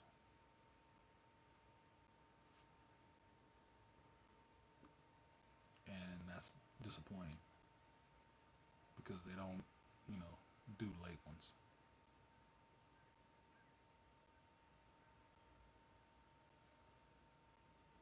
So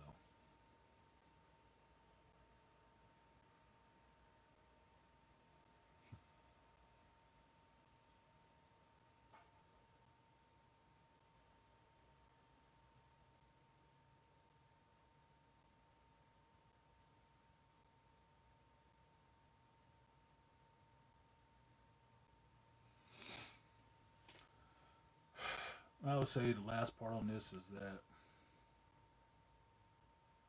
an innovator died this week. And I feel a little bit oh, some way about it.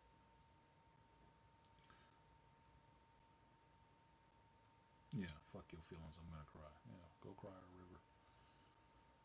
Put it in a cup because I heard pussy's tears taste like sugar.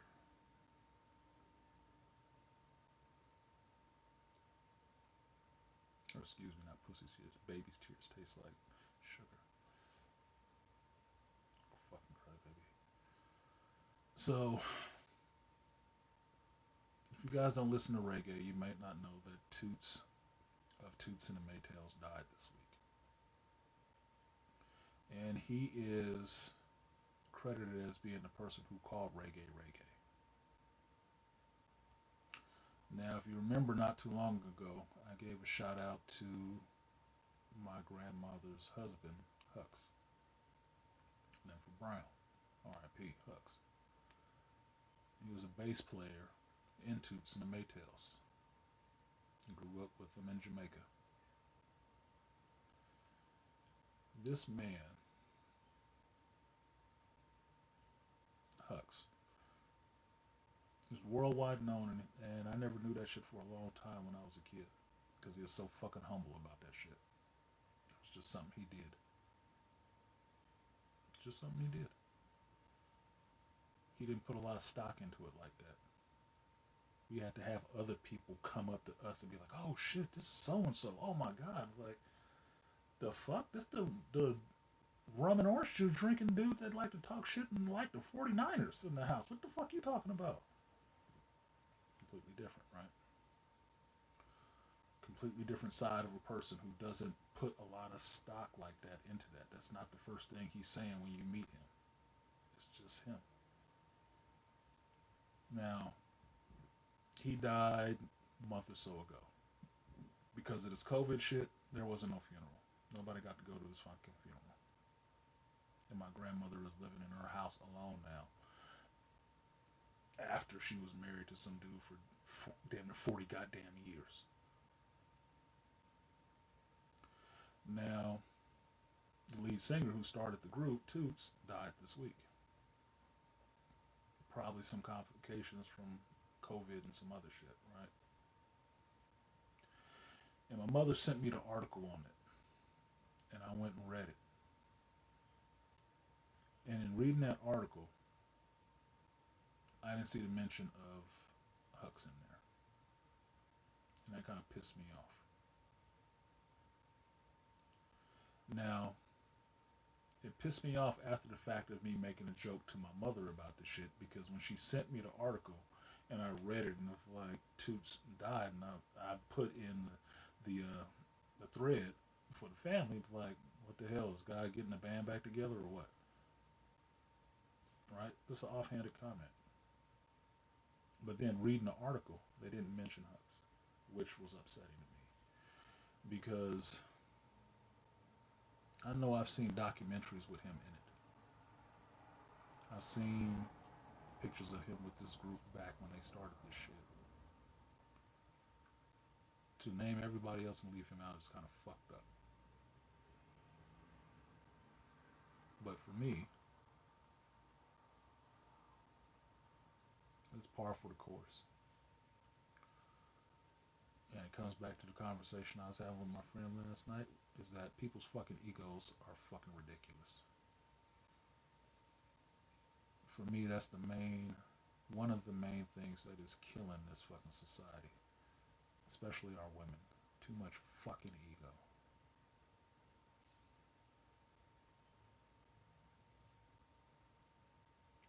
That shit will destroy you, or have you alone on a fucking island with weapons in every goddamn direction and nobody thinking about your ass on that island, which you think everybody is.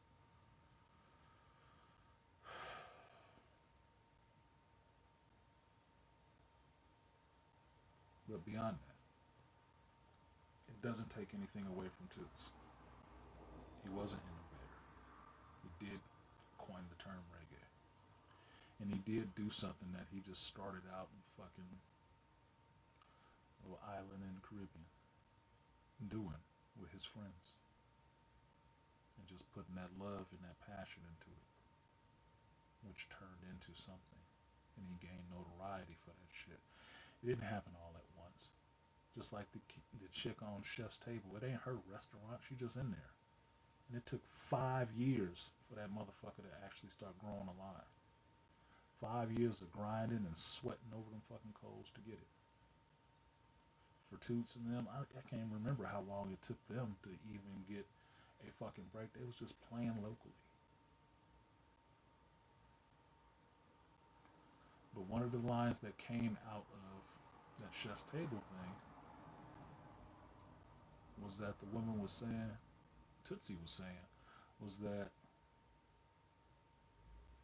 through her food, it made people slow down and stop and think and put more appreciation into the relationships they had with people. Spend more time with them and slow down. That's why she liked the barbecue, because that's what it did. It made people slow down. The barbecue right now, outside of everything that's burning in fucking California and smoking up the goddamn sky, is this COVID. It's making everybody slow down. The other thing it's doing is making the loose nuts spring loose. And now you got them spilling out on the fucking YouTube. Because their egos will not let them sit the fuck down and shut the hell up. They need some goddamn attention. Good, bad, or indifferent. They need it.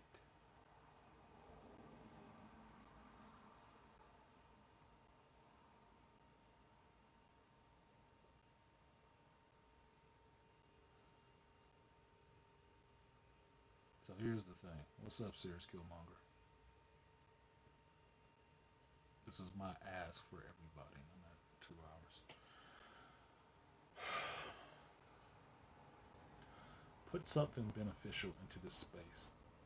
If you're a content creator, if you are someone who is thinking about being a content creator and putting out your content, speak to your original voice and speak to what the fuck you know.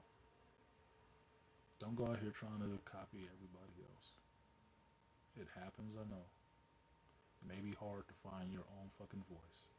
And I think Jay-Z said this shit back in the day about how hard it is for artists to find their fucking voice. But if you're going to step into this space, understand that's what the fuck you are. People are showing up for you. Not showing up for your worst impression of somebody else. So just be who the fuck you are. And talk about what you know. And let it grow from there. And if you don't think you know that much, then start fucking learning some other shit. You got time. I finished thanks to the master teacher in audiobooks, I finished like 7 books in the last month or so. One of which you didn't even know I fucking read. Which is wild, see, BGS. You need to read that shit. That's why I sent it to you, because I read it all over again.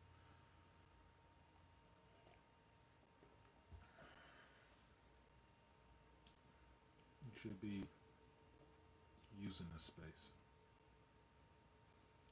to help better yourself. Yes, it can be a food fight at times. But if you don't want to get hit in the head with a fucking watermelon, then you probably should stay out the food fight.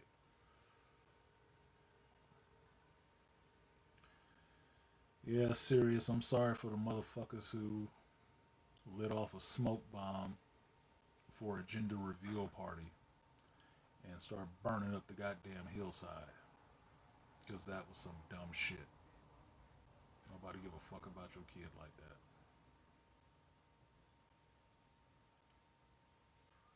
Anyway. I think that's it on that part. I'm gonna get to this geek stuff. So the minute mark is 2:03. So if you want to watch this shit on the replay and you only want to hear about the geek stuff, go 2 hours in and you hear all the geek stuff. If you want to hear Artisan laying out his philosophy, so to speak, and introspective outlook on life, watch the first 2 hours of that shit. That ain't popular, but it is me. Maybe it'll get picked up somewhere again. We'll just see.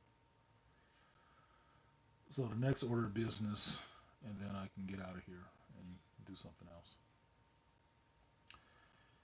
is this geek stuff. Like, share, subscribe. I need the break.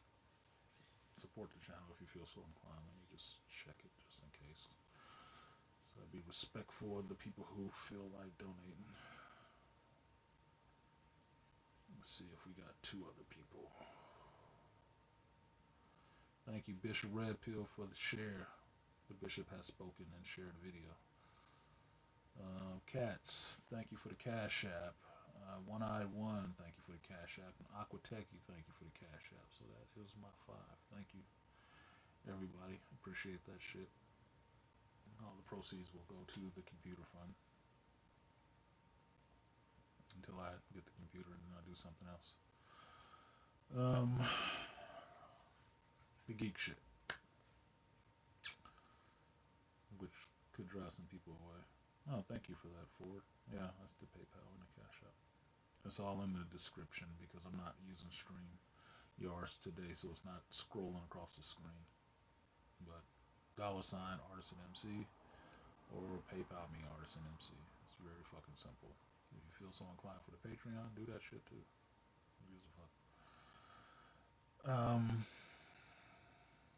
So geek shit.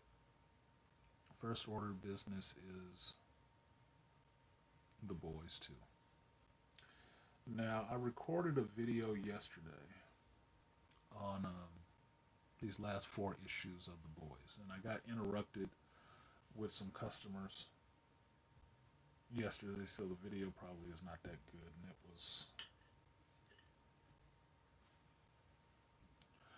it wasn't that good. I may put the shit out, I may not. I'm not sure because, yeah, I need the space on my phone. But we'll see what happens. So, oh my fucking god. I just got an alert that somebody is talking about simping who doesn't usually talk about that shit. That'll be interesting.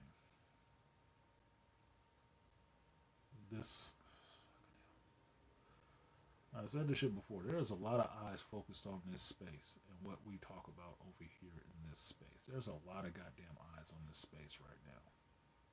The motherfuckers is coming here and just trying to strip mine. If all we have to show is some ignorant fucking shit, we get what we fucking get. Sorry. Because other motherfuckers gonna take it and run with it. Anyway, The Boys 2. I've watched these last 4 episodes, and they have been interesting, to say the least. It's the boys. It's obviously going to be graphic. There's obviously going to be some sexual stuff in it, and for the most part, I'm enjoying it. Okay, but I did have an issue with it when it came down to episode 3. Now, I went back and read the comic, a couple of volumes of the comic when the first season came out, just so I can abreast myself of what they changed. I have not read what they've changed for this second season and where they are in the comic for it, just because my boy Zach has a theory, which is you watch the movie or the television part first, right? You see what's being said there. Then you go back and read the original material. That way, if the show is fucking sucking, the actual original material would be like the ginger with your sushi, which is cleansing your palate and getting you some really good tasting stuff. Okay, so you have something to compare it to. But if you read the original material first and then see what they do in the show, you'll probably be disappointed overall because they changed so much shit. And maybe they didn't do it well. So I'm doing it Zach's way this time. I'm gonna watch this season and then I'm gonna go back and read those volumes and see what's happening in those volumes, right? And see how much they changed it. So I can't speak to a lot of that right now. But what I'm seeing right now is, I have to say some of this for what's in the damn review, but the Stormfront character is bothering me. The way they changed it and the way they're making that character is bothering the fuck out of me. And I have to read in the comic to see if that character was just like that in the comic or not, but that shit is bothering me a lot. And it's bothering me the more I think, the more I try not to think about it, the more it keeps bothering me. So it's really something there with me with that. Homelander character is interesting. That guy is showing his damn range. He is.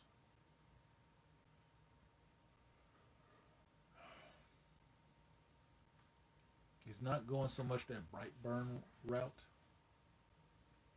but he is being a bit more authoritarian in how he running shit. That he is really trying to run shit on his team, which is kind of disturbing because he's kind of disturbing. The last scene in episode 4, that was a stretch for me because I don't understand what they're trying to say exactly. They can take it in a couple of different ways, but let's just say they're playing with the societal hot buttons. Put it that way. They in there trying to stimulate it. I don't think they know what they're doing the way they're trying to stimulate it exactly, but I have to see in a later episode if they were actually there was some genius in how they were playing with this shit or not. Right now, it just looks like y'all don't have a full concept. You don't have your arms wrapped around what the hell it is you're supposed to be doing with that. And so you're just throwing some stuff in there that can go really badly. But we'll see. The next one is this Mulan shit. It's out on Disney Plus. I have Disney Plus. Did not buy Mulan for $30, but thankfully I know a Disney mark, which meaning that whatever Disney puts out, he got to get that shit. because he has a wife and two daughters, and he is a mark for fucking Disney. Disney hit him with whatever they throw out, whatever they throw out. So thanks to my co-worker Zach, he got Mulan, and I'll get to check it out. If Ford is in the shop, Ford is in the shop today. He can actually watch it. Dumbass. I have not watched it yet. I've heard there's some bad things about it. How far it goes to the feminine side, which should not necessarily be a surprise because it's a live action movie about a female. But I did see the original Disney animation for Mulan, understand what the story was. So I will be interested to see what they do with this movie. Yes, you can for it. The code is up on top by the TV. Well, you probably don't need the code for that, but yeah, it's on there. Zach told me yesterday. So within another week, I'll probably see Mulan. I didn't watch it this weekend because, as you can see, I was watching some other stuff and catching up on some of this YouTube shit, which is just hurting my fucking soul. Yeah, I hope it's good too, cats. I expect it to look beautiful. I do. I just want to see what they tweaked. That's it. From what I'm hearing, they might have went the whole. Probably shouldn't even say this in the same sentence, but they might have went the whole Star Wars route with can't nobody take her but a woman, or she defeats everybody. But we'll see. We'll see. I have to watch it to see.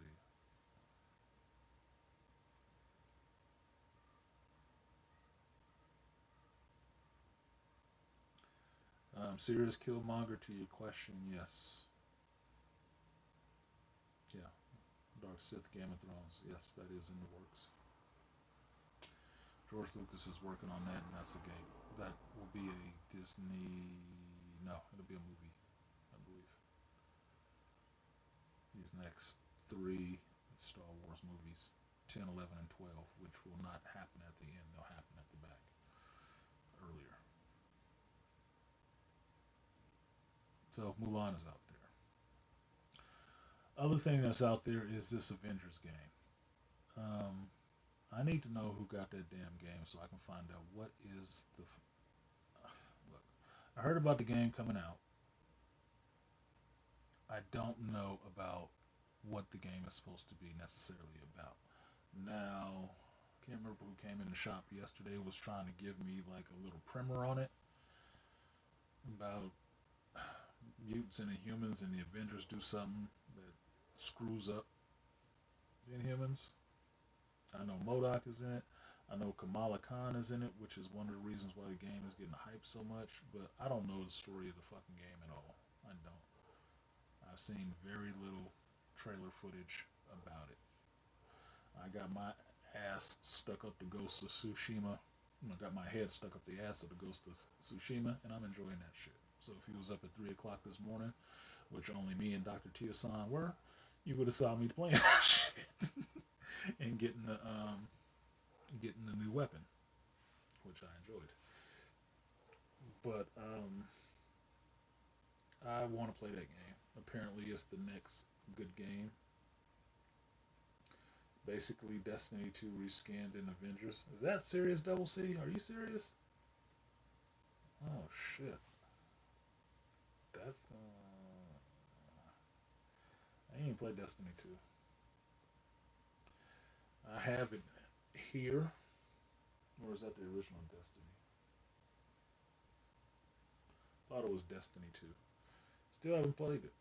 I didn't have enough space on my shit, and I feel like I'm already playing a first person shooter that I enjoy, so or third person shooter. So we'll see. I'll get to it. So if any of you guys who actually have that game and are content creators, throw up a video so I can see what's going on in that damn game. Because I know my boy Chris from Fracture, I think he's playing it. He throws up short videos, but it's I don't know when he's doing them. So I just want to see the game and see how it's playing.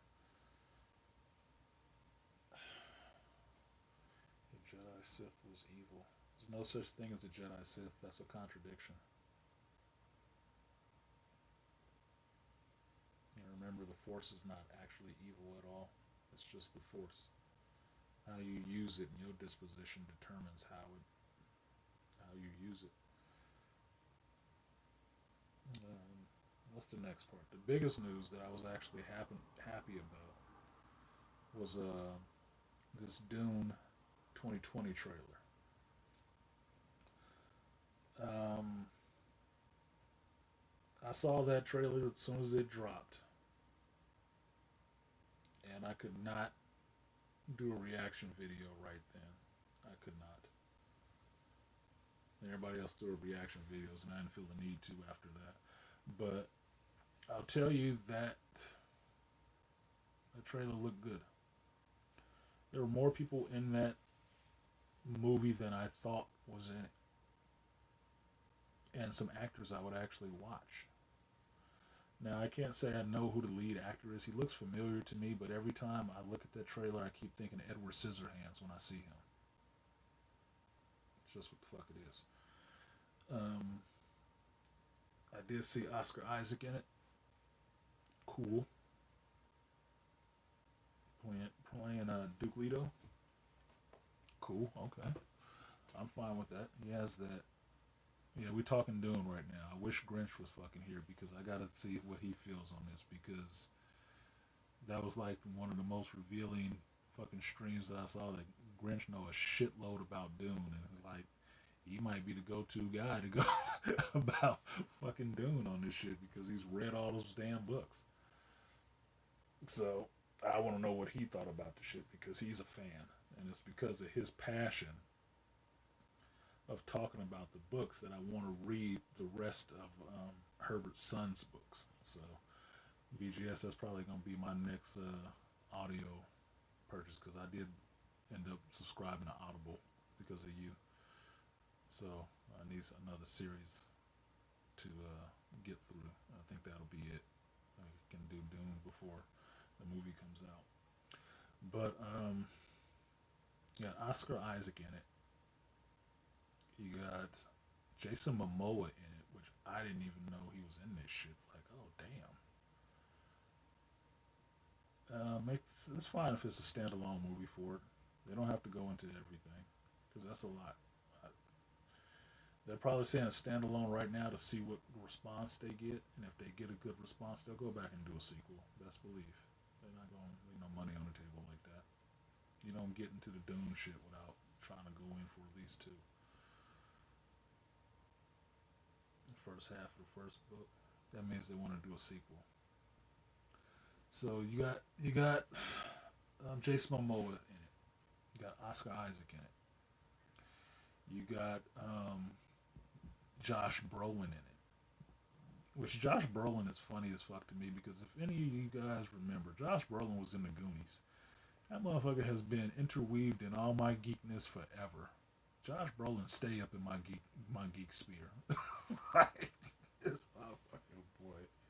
He playing everybody. And he's playing a good character, too, because he's playing Gurney Halleck. So he's taking, if you've only seen, what's up, Bishop? Yeah, area. If you've only seen the Kyle MacLachlan Dune, you'll see that Patrick Stewart was Gurney Halleck. So Josh Brolin is playing a role of Gurney Halleck. Right, which is like, oh, that's badass. I got Thanos as Gurney Halleck. That's the shit right there. So you holding up on that shit. Who else is in that shit? Josh Brolin. Oh, what's the Asian dude? Not the Asian dude, but the Latino dude. He's really weird looking. He was in No Country for Old Men. That weird motherfucker. He's in it. Playing Stilgar, which is the Fremen leader, which is a trip. Now, Ford, really the guy who directed Blade Runner 2049 is doing Dune? Ooh. That might be the first shot in the face for that because I saw Blade Runner 2049. I think I fell asleep on some of it because it really didn't do anything for me. I know you, the steampunk dude. You like your steampunker far flung future, but it didn't do anything for me. I didn't have that kind of nostalgia. But I'm excited, a bit excited about seeing this Dune movie because it looks good. It does though. This is the thing.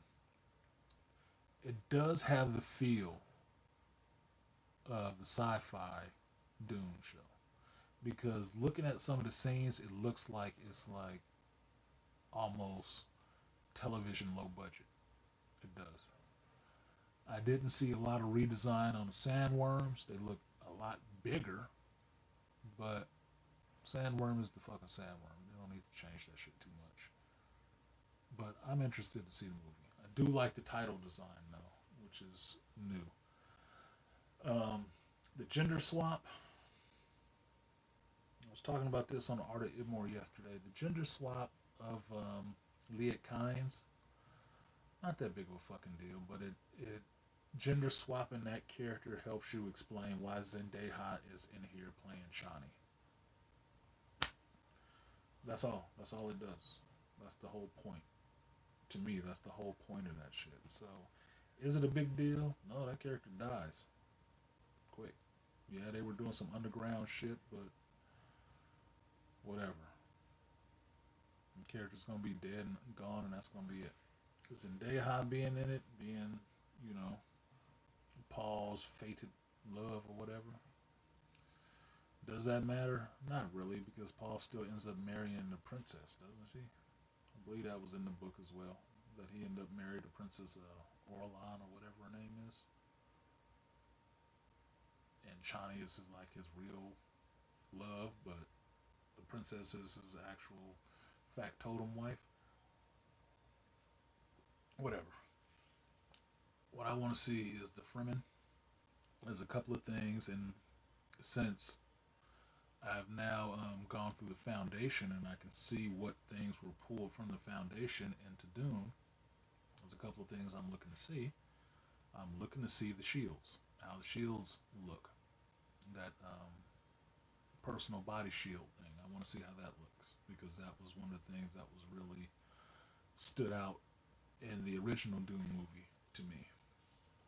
Other thing that stands out is the Chris knife. I want to see what the Chris knife looks like. In both the original movie and the sci-fi series movie, they really put some effort into making the Chris knives. And if you don't know what the Chris knife is, the Chris knife is what the Fremen carry, and they're made from teeth from the sandworms. Right? Now you can buy replicas of these online that look really fucking cool. They may be letter openers or whatever, but it looks cool. I like that organic, natural look to a blade. It looks cool as shit to me, right? You put a lightsaber out the other end, you got Tenel, I think it's Tenel Ka's lightsaber. But I want to see that. But from what I was seeing in the commercial, their knives just look like fucking knives, and that's kind of lame to me. It's like if you're gonna go into all that set production and shit like that, don't cheap out on something that's symbolic in that show. So I want to see that. I want to see the Fremen. I want to see their still suits and what their still suits look like because it should look like some high technology. And from what I was seeing, they just went the armor route, so not necessarily liking that, but we'll see what happens. Thank you for that link. Um, Cats Zendaya is from the Bay. You know that, right? She went to like a sister school to my daughter. She's all right, but she has that look that they want, Cats. Look, you know how this culture is moving to where they want these mixed kids out there to push that narrative. So it can look like they could have had a white daddy somewhere in there because that's where they're trying to go. So the mixed child has to be the one put out in the forefront. You look at her, you look at that Wrinkle in Time shit, you look at her being in fucking Spider Man. That's the direction they're trying to push these black women or whatever, young black girls into going. Fuck, my daughter looks like her a bit because she's mixed. That's what they're doing.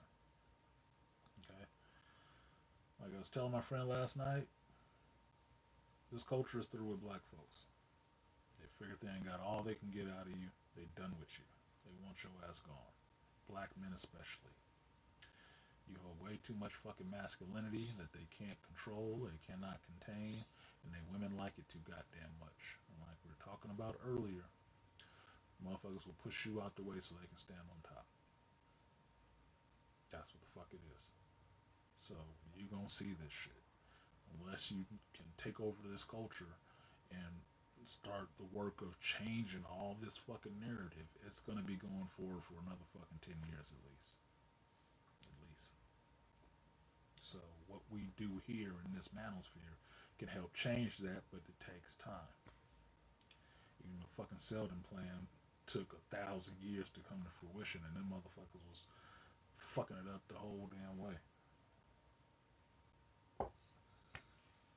So it's just the science of moving groups. So that's Zendaya. What else I want to see? The worms. I want to see what the Sardaukar terror troops look like. I hope it wasn't those troops that they show wearing that all white because that's to me that's not Sardaukar. That's stormtroopers wearing all white. It's not what I want to see. Baron Harkonnen, played by the Stickgar dude from Thor. That motherfucker looks sick. And fucking Batista as Raban. Oh, that was like great fucking casting to me. That was like great casting. I want to see him go ham in that shit. But I'm still looking for who they picked to be Fade because I didn't see who that was. That was kind of an iconic role when Sting played it. And I'm curious to see who they pick, of what kind of stature they pick that character and how they change him.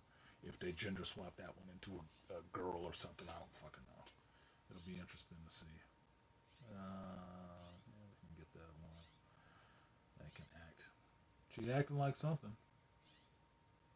She ain't that nice of a chick either, but whatever. The black man gotta have utility for that. I ain't gonna work. Killmonger, you can be funny sometimes. You really can. Yeah, the Thor MCU girl. Yeah, that's look. Um, One of the things I really got into, especially in school, was looking at the psychological programming of what you see in front of you on the media. And if your commercials always got a black chick or light skinned black chick and a white man in there, your movies always have the mixed chick up there. What do you think is the fucking narrative? Who do you think they're selling that shit to? What idea do you think they're trying to put in your mind? That's what they want. It was look back in the '90s when we were seeing all these mixed kids. If you just played the thought out, eventually it was going to happen. This would be a bigger group than just any one of the independent groups that they come from. Like BGS has said all the time, they want you to add mix. Add mixture happens. You put Becky or Karen in school with Kareem and them, you're gonna get some mixed fucking babies. That's just the way it fucking is. Okay? That's just the way it is. I should have said Malika. Kareem and Malika. Put Becky and Karen in school with Kareem and Malika. Karen and Becky gonna learn how to do some black shit. They're gonna be dropping it like it's hot. And they're gonna be trying to give you that one sooner or later. It's just the way it is. That's admixture is part of this whole thing. You can't have these desperate groups forever because they will kill each other. And you need the whole body to survive. And force you together one way or the other. You gonna do it or they gonna get the Mexicans to do it. That's it. With black folks in America, we mixed already. Especially the ADOS black folks. We already mixed. They just bringing more of it to the phenotypical level than anything. So Dune is good. I'm looking forward to seeing Dune as well. So when that movie comes out, I will be interested to see it. I know that Tenet and New Mutants has been out. I still haven't been able to see it because I've been working too much, and I do have to take a long trip to go see this shit. So maybe today. I'm tired, but maybe today I'll try to see that shit. Because I do want to see those movies, and I did say I would see them in the theaters, and I'm all about keeping my word as best as I can. And those two movies, specifically Tenet and New Mutants, deserve a theater release. New Mutants, especially because that movie got delayed so many goddamn times. Let them make some money off of it, please. Please, for the love of God, let them make some money off that movie and let it finally see the light of day. Because them actors been did that work. I don't know if they got paid from it yet or not, but that's fucked up. That movie's been delayed. My God, more times than a reunion album with NWA. I mean, Jesus, dude. Tenet. I like Christopher Nolan movies. That's one of the points I like to laugh about because I know Anchorman hates them.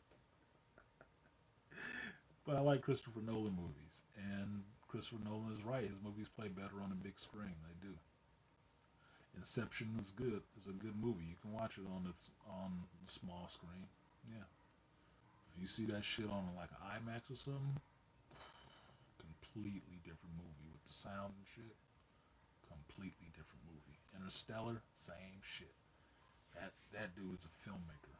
He don't just make movies. He make films. So it is a feast. So that's it. I got maybe another 30 minutes. I lost maybe 5% of you talking about geek stuff, which is surprising because I primarily talk about geek stuff. So why would people leave after that? I don't get it. But you guys got any questions or whatnot? Throw them in the chat and I'll try to answer. I will answer them to the best of my ability. No, there wasn't a panel. I think reserve the panels for stuff that really needs to be talked about and do my content as opposed to just trying to run a channel that's just a panel show. That point, any cash apps you get, you need to be fucking splitting them. Fiona Caston is a Washington Sun. David Washington's son is Jon Stewart. Sears Killmonger, where did you hear that? That they're trying to get David Washington to play Jon Stewart. Because I wouldn't use him for Jon Stewart. I'd use somebody else for Jon Stewart. Shit, I'd use Michael Jai White for Jon Stewart. And not because Michael Jai White is old, just because he has the look of fucking Jon Stewart. But I'm sure there's another actor out there that can play that part. And if you find him, use that same motherfucker to play Blue Marvel. Just saying. David Washington, Jon Stewart. Questions, comments, concerns, complaints, throw them in the chat. All are welcome. Have y'all been even watching those Ghost of Tsushima videos I've been throwing up? That fucking game is fun. That game is real fun. Yeah, you can post a link, Killmonger. You got a wrench. Just don't be posting no fucking ghetto gag and shit. I'll de-wrench your ass. You can throw a link in there, it's fine.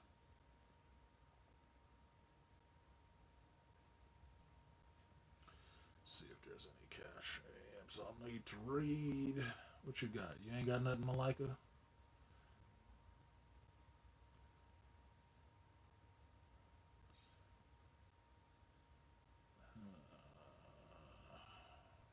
Rolo Tomasi talking about simps. Really? I might have to watch that shit. Oh, female spook that sat by the door. Up early, yes. Names. Emmys. Oh my god. Some other cash apps. So like the stream, share the stream, support the channel. Appreciate that. I got another samurai game. What's your samurai game, Series Killmonger?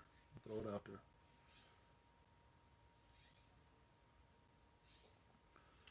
Friends talking to me right now.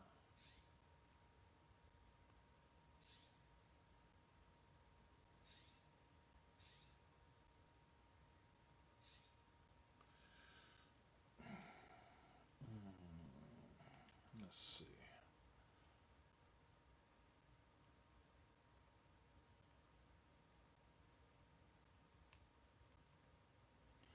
There we go. Somebody is messaging me while I'm live because they don't know I'm live. What's the samurai game? I'll finish Spider Man and get Ghost. Do what you do for it.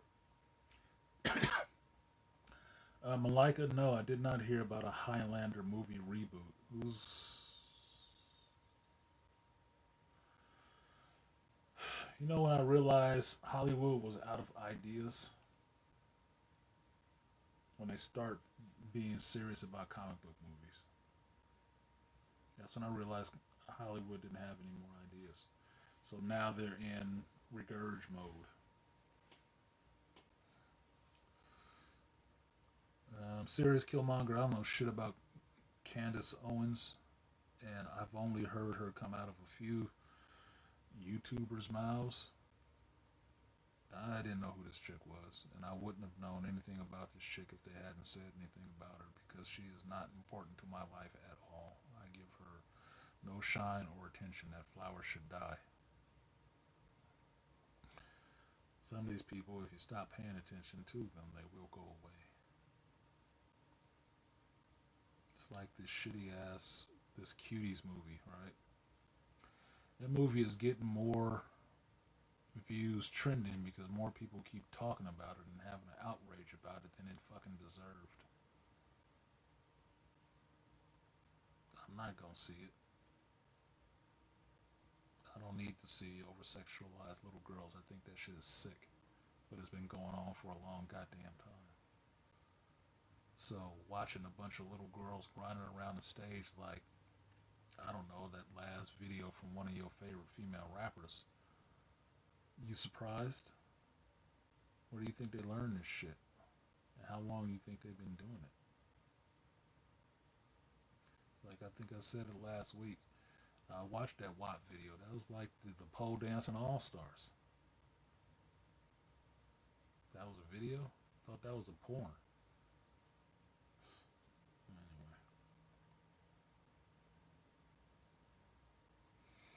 Anyway. So Malika, I know they always want to do a Highlander reboot, but I didn't hear about them actually trying to do one. And using Connor and Ramirez, that's fun, but I leave Ramirez alone just because Sean Connery is an iconic person as well as an actor, and he kind of set that standard. Just do something new. Do a new Highlander.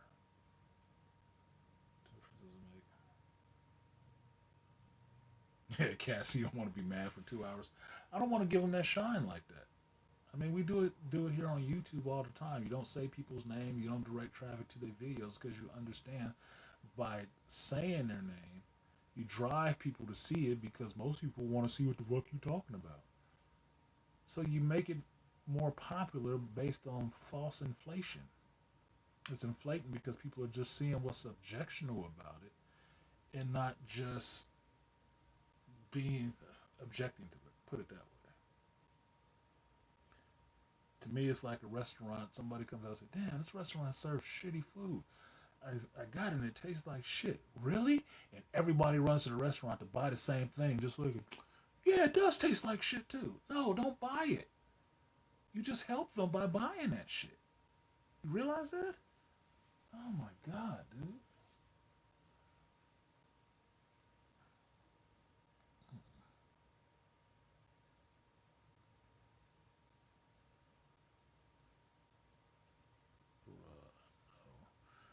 So what was that link you just threw in there, Sirius?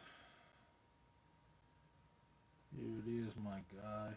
Okay, this is a report about the Jon Stewart. Okay, I'll check that out a little bit later because I'm not doing this on the computer, so I can't switch screens and shit like that to look at it while I'm on stream. But thank you for putting it in there. I'll check it out. I have no problem with people throwing me information because one thing I can always give you is my 2 cents on it. You don't have to agree with it, but it will be my 2 cents on it. My buddy plays this game all the time. Play the samurai game. I still didn't see the game. It's for honor. Okay. Is that the samurai game you're talking about? Serious? The For Honor game?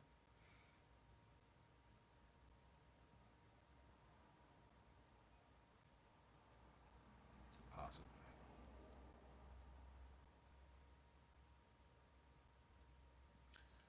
Anyway, I'm enjoying my Ghost of Tsushima. I'm really liking that game more than Fallen Order. I'm enjoying that game a lot more than Fallen Order.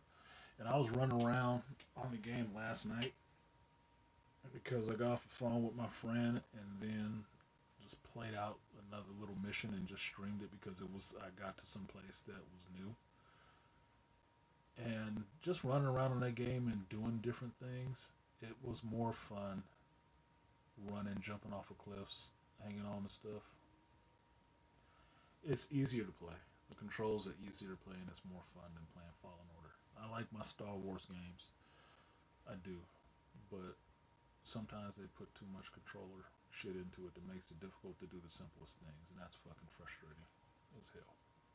So I'm enjoying Ghost of Tsushima, but I'm predisposed to like that because I like samurai shit. So we'll see. Do you know how the new Avengers and Blade movies and the Snyder Cut's supposed to be like? Um, New Avengers, not really. I haven't heard much on the new Avengers or Blade, but I haven't been listening to the Marvel front because they've been kind of quiet outside of the fact that they've been talking to these other people trying to get these other actors out. They ain't got nothing coming out until I don't even think next year, late next year sometime. So everything is still slowed up. You still got the Shang-Chi movie coming that they should have been started, gone back to start refilming or whatnot, but COVID is slowing everything down. So I don't give them a lot of shit if they keep stuff close to the vest and just hanging back. Is Chadwick Boseman dying is the biggest thing to put Marvel in the spotlight because now they have more talk about this whole Black Panther 2 thing, which shouldn't be that much of a fucking conversation anyway. It's like fuck the movie. Not because I don't want to see it, just let's focus on the guy, not the movie. So it is what it is.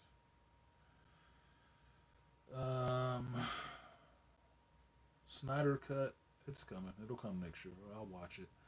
The only thing that's mixed up in that is that because, like I said, I didn't want to see everybody trying to run back to the fucking formula with this shit. But because of the Snyder Cut, now you keep getting talk from Disney about doing the JJ and Lucas cut of Rise of Skywalker and shit. I don't really want to see that shit. I may see it because I'm that kind of a fan, but I really don't want to see it. They're talking about a lot of stuff that's like, oh, you know, Malika, it's like your chick trying to get you to do something that you really don't want to do. It's like, oh, but I'll make you dinner. I don't want to do that shit. No, just come to this party with me. No, I don't want to come to that fucking party. I don't like them people. Look, I'll make you dinner. I'll make that lasagna you like. Really? Well, but nah, no, not that lasagna. I'll make you that red velvet cake. The red velvet cake, huh? And a lasagna? Shit. Oh, no. Nah, I still don't want to go. What about this? Like, hmm. Okay, so the lasagna, the red velvet cake, and okay, I might end up at this fucking party. You know, that's how I feel about this whole JJ Lucas cut of this Rise of Skywalker and shit. I did those movies, man. I don't want to go back to that. That's painful. That's a painful memory.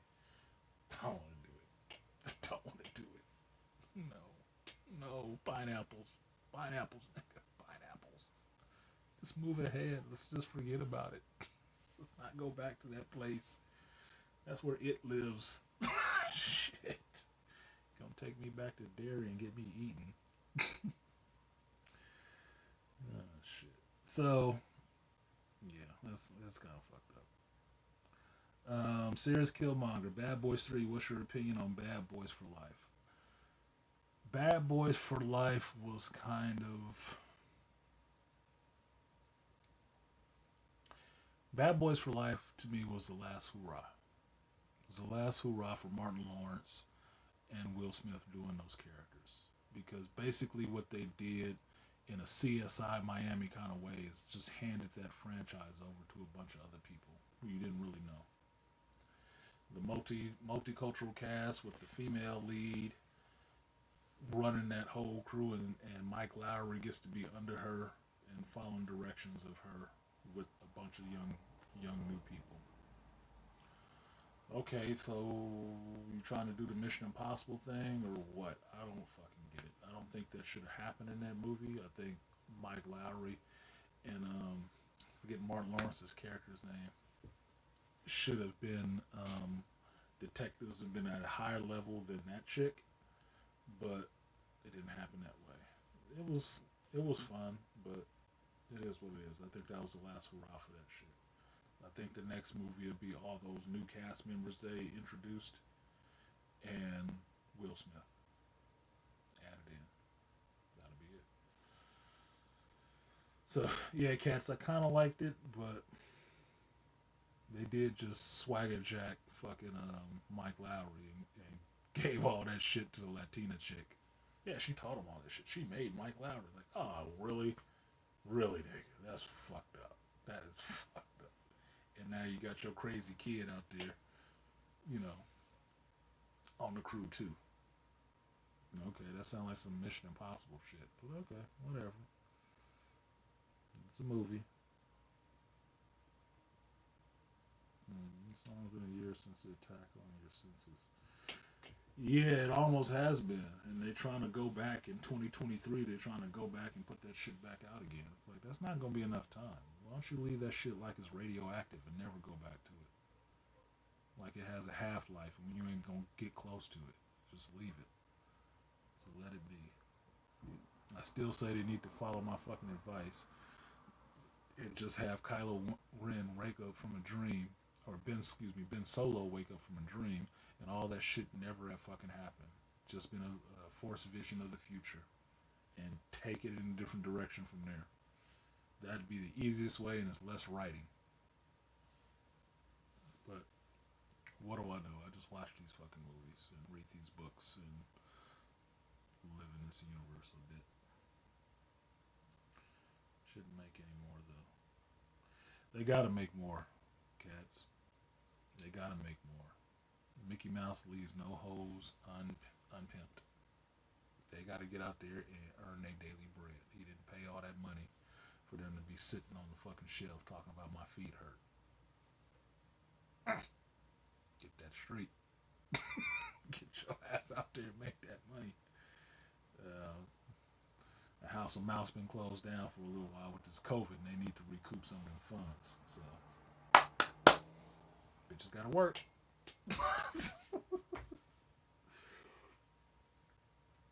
Anyway, that's it for you guys. No more actual questions. All you cloud sitters just sitting back, hanging back, not saying anything. I wish I could pull people out the damn clouds. Maybe I need to be insulting, or more so insulting, directly. I see that works to get the numbers up. If you start throwing people names in and talking shit about them, that works for getting the numbers up. But oh well.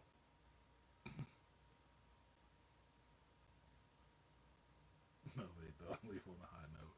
Try to leave on a high note and leave with a smile. Or something. I got some other shit I can do. Should get some sleep because work comes really early tomorrow. And it's gonna be some bullshit. For real. Weird. And I want to see what Artie Immortus, or not Artie Immor, Noostool was talking about with this female spook that sat by the door. He's actually trying to create some content with some women who have some sense. If he got one of them on there today. Serious Killmonger. Who would win the whole Green Lantern Corps versus Hell King Spawn? Hell King Spawn. Snapped him out of existence. And called it a day. and said, "Leave me the hell alone." That's a simple one for me. Somebody else may have thought differently. That's what the fuck I thought.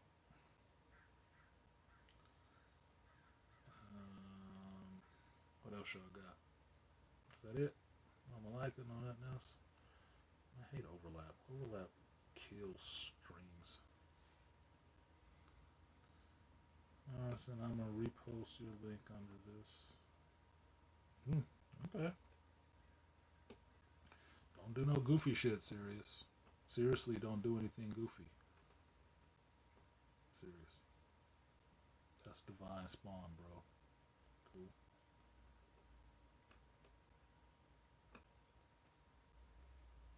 Anyway. Alright, y'all. So I'm gonna go ahead and get out of here. I don't do streams every day, so if I do one, that's 3 hours. Should be easy for you to digest or break up and watch during the rest of your week. I'm gonna get out of here now. Lay down, get something else to eat. And I appreciate you guys coming through. Appreciate everybody who donated. People who responded in the chat and kept this thing kind of rolling. Thank you for coming here and listening to my spiel. I'll be back next week. Same time. Same channel. And then the shop will be open again. By the way, I hated the Justice League Dark movie. What?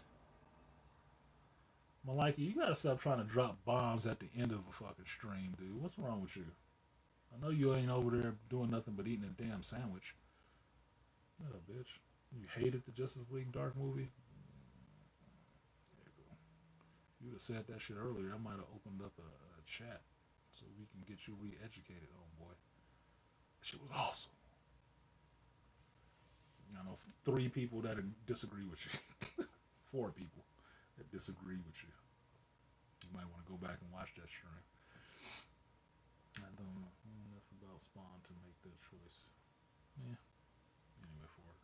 So I'm gonna get out of here. Thank you guys for coming, and I will see you next time. I just queued up the wrong goddamn music, but I got it right this time.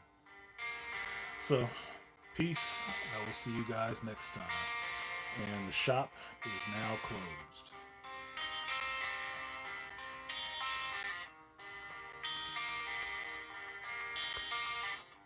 It feels like the end of the world.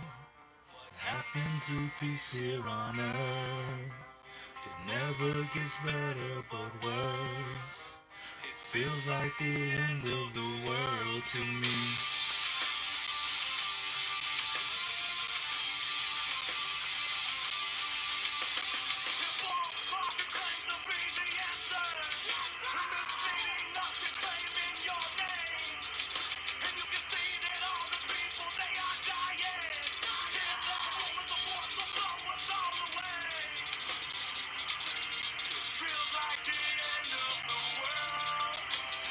Happens to peace here on earth.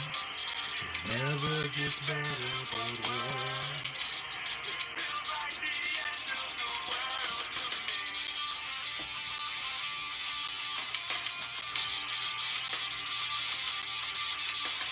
We're famine in the land of your fathers.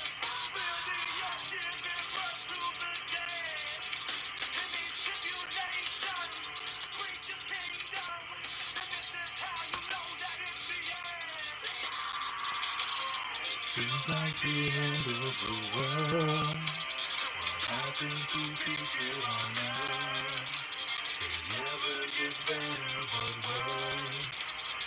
Feels like the end of the world to me. Feels like the end of the world. And are we getting what we deserve? So take it for what it is worth.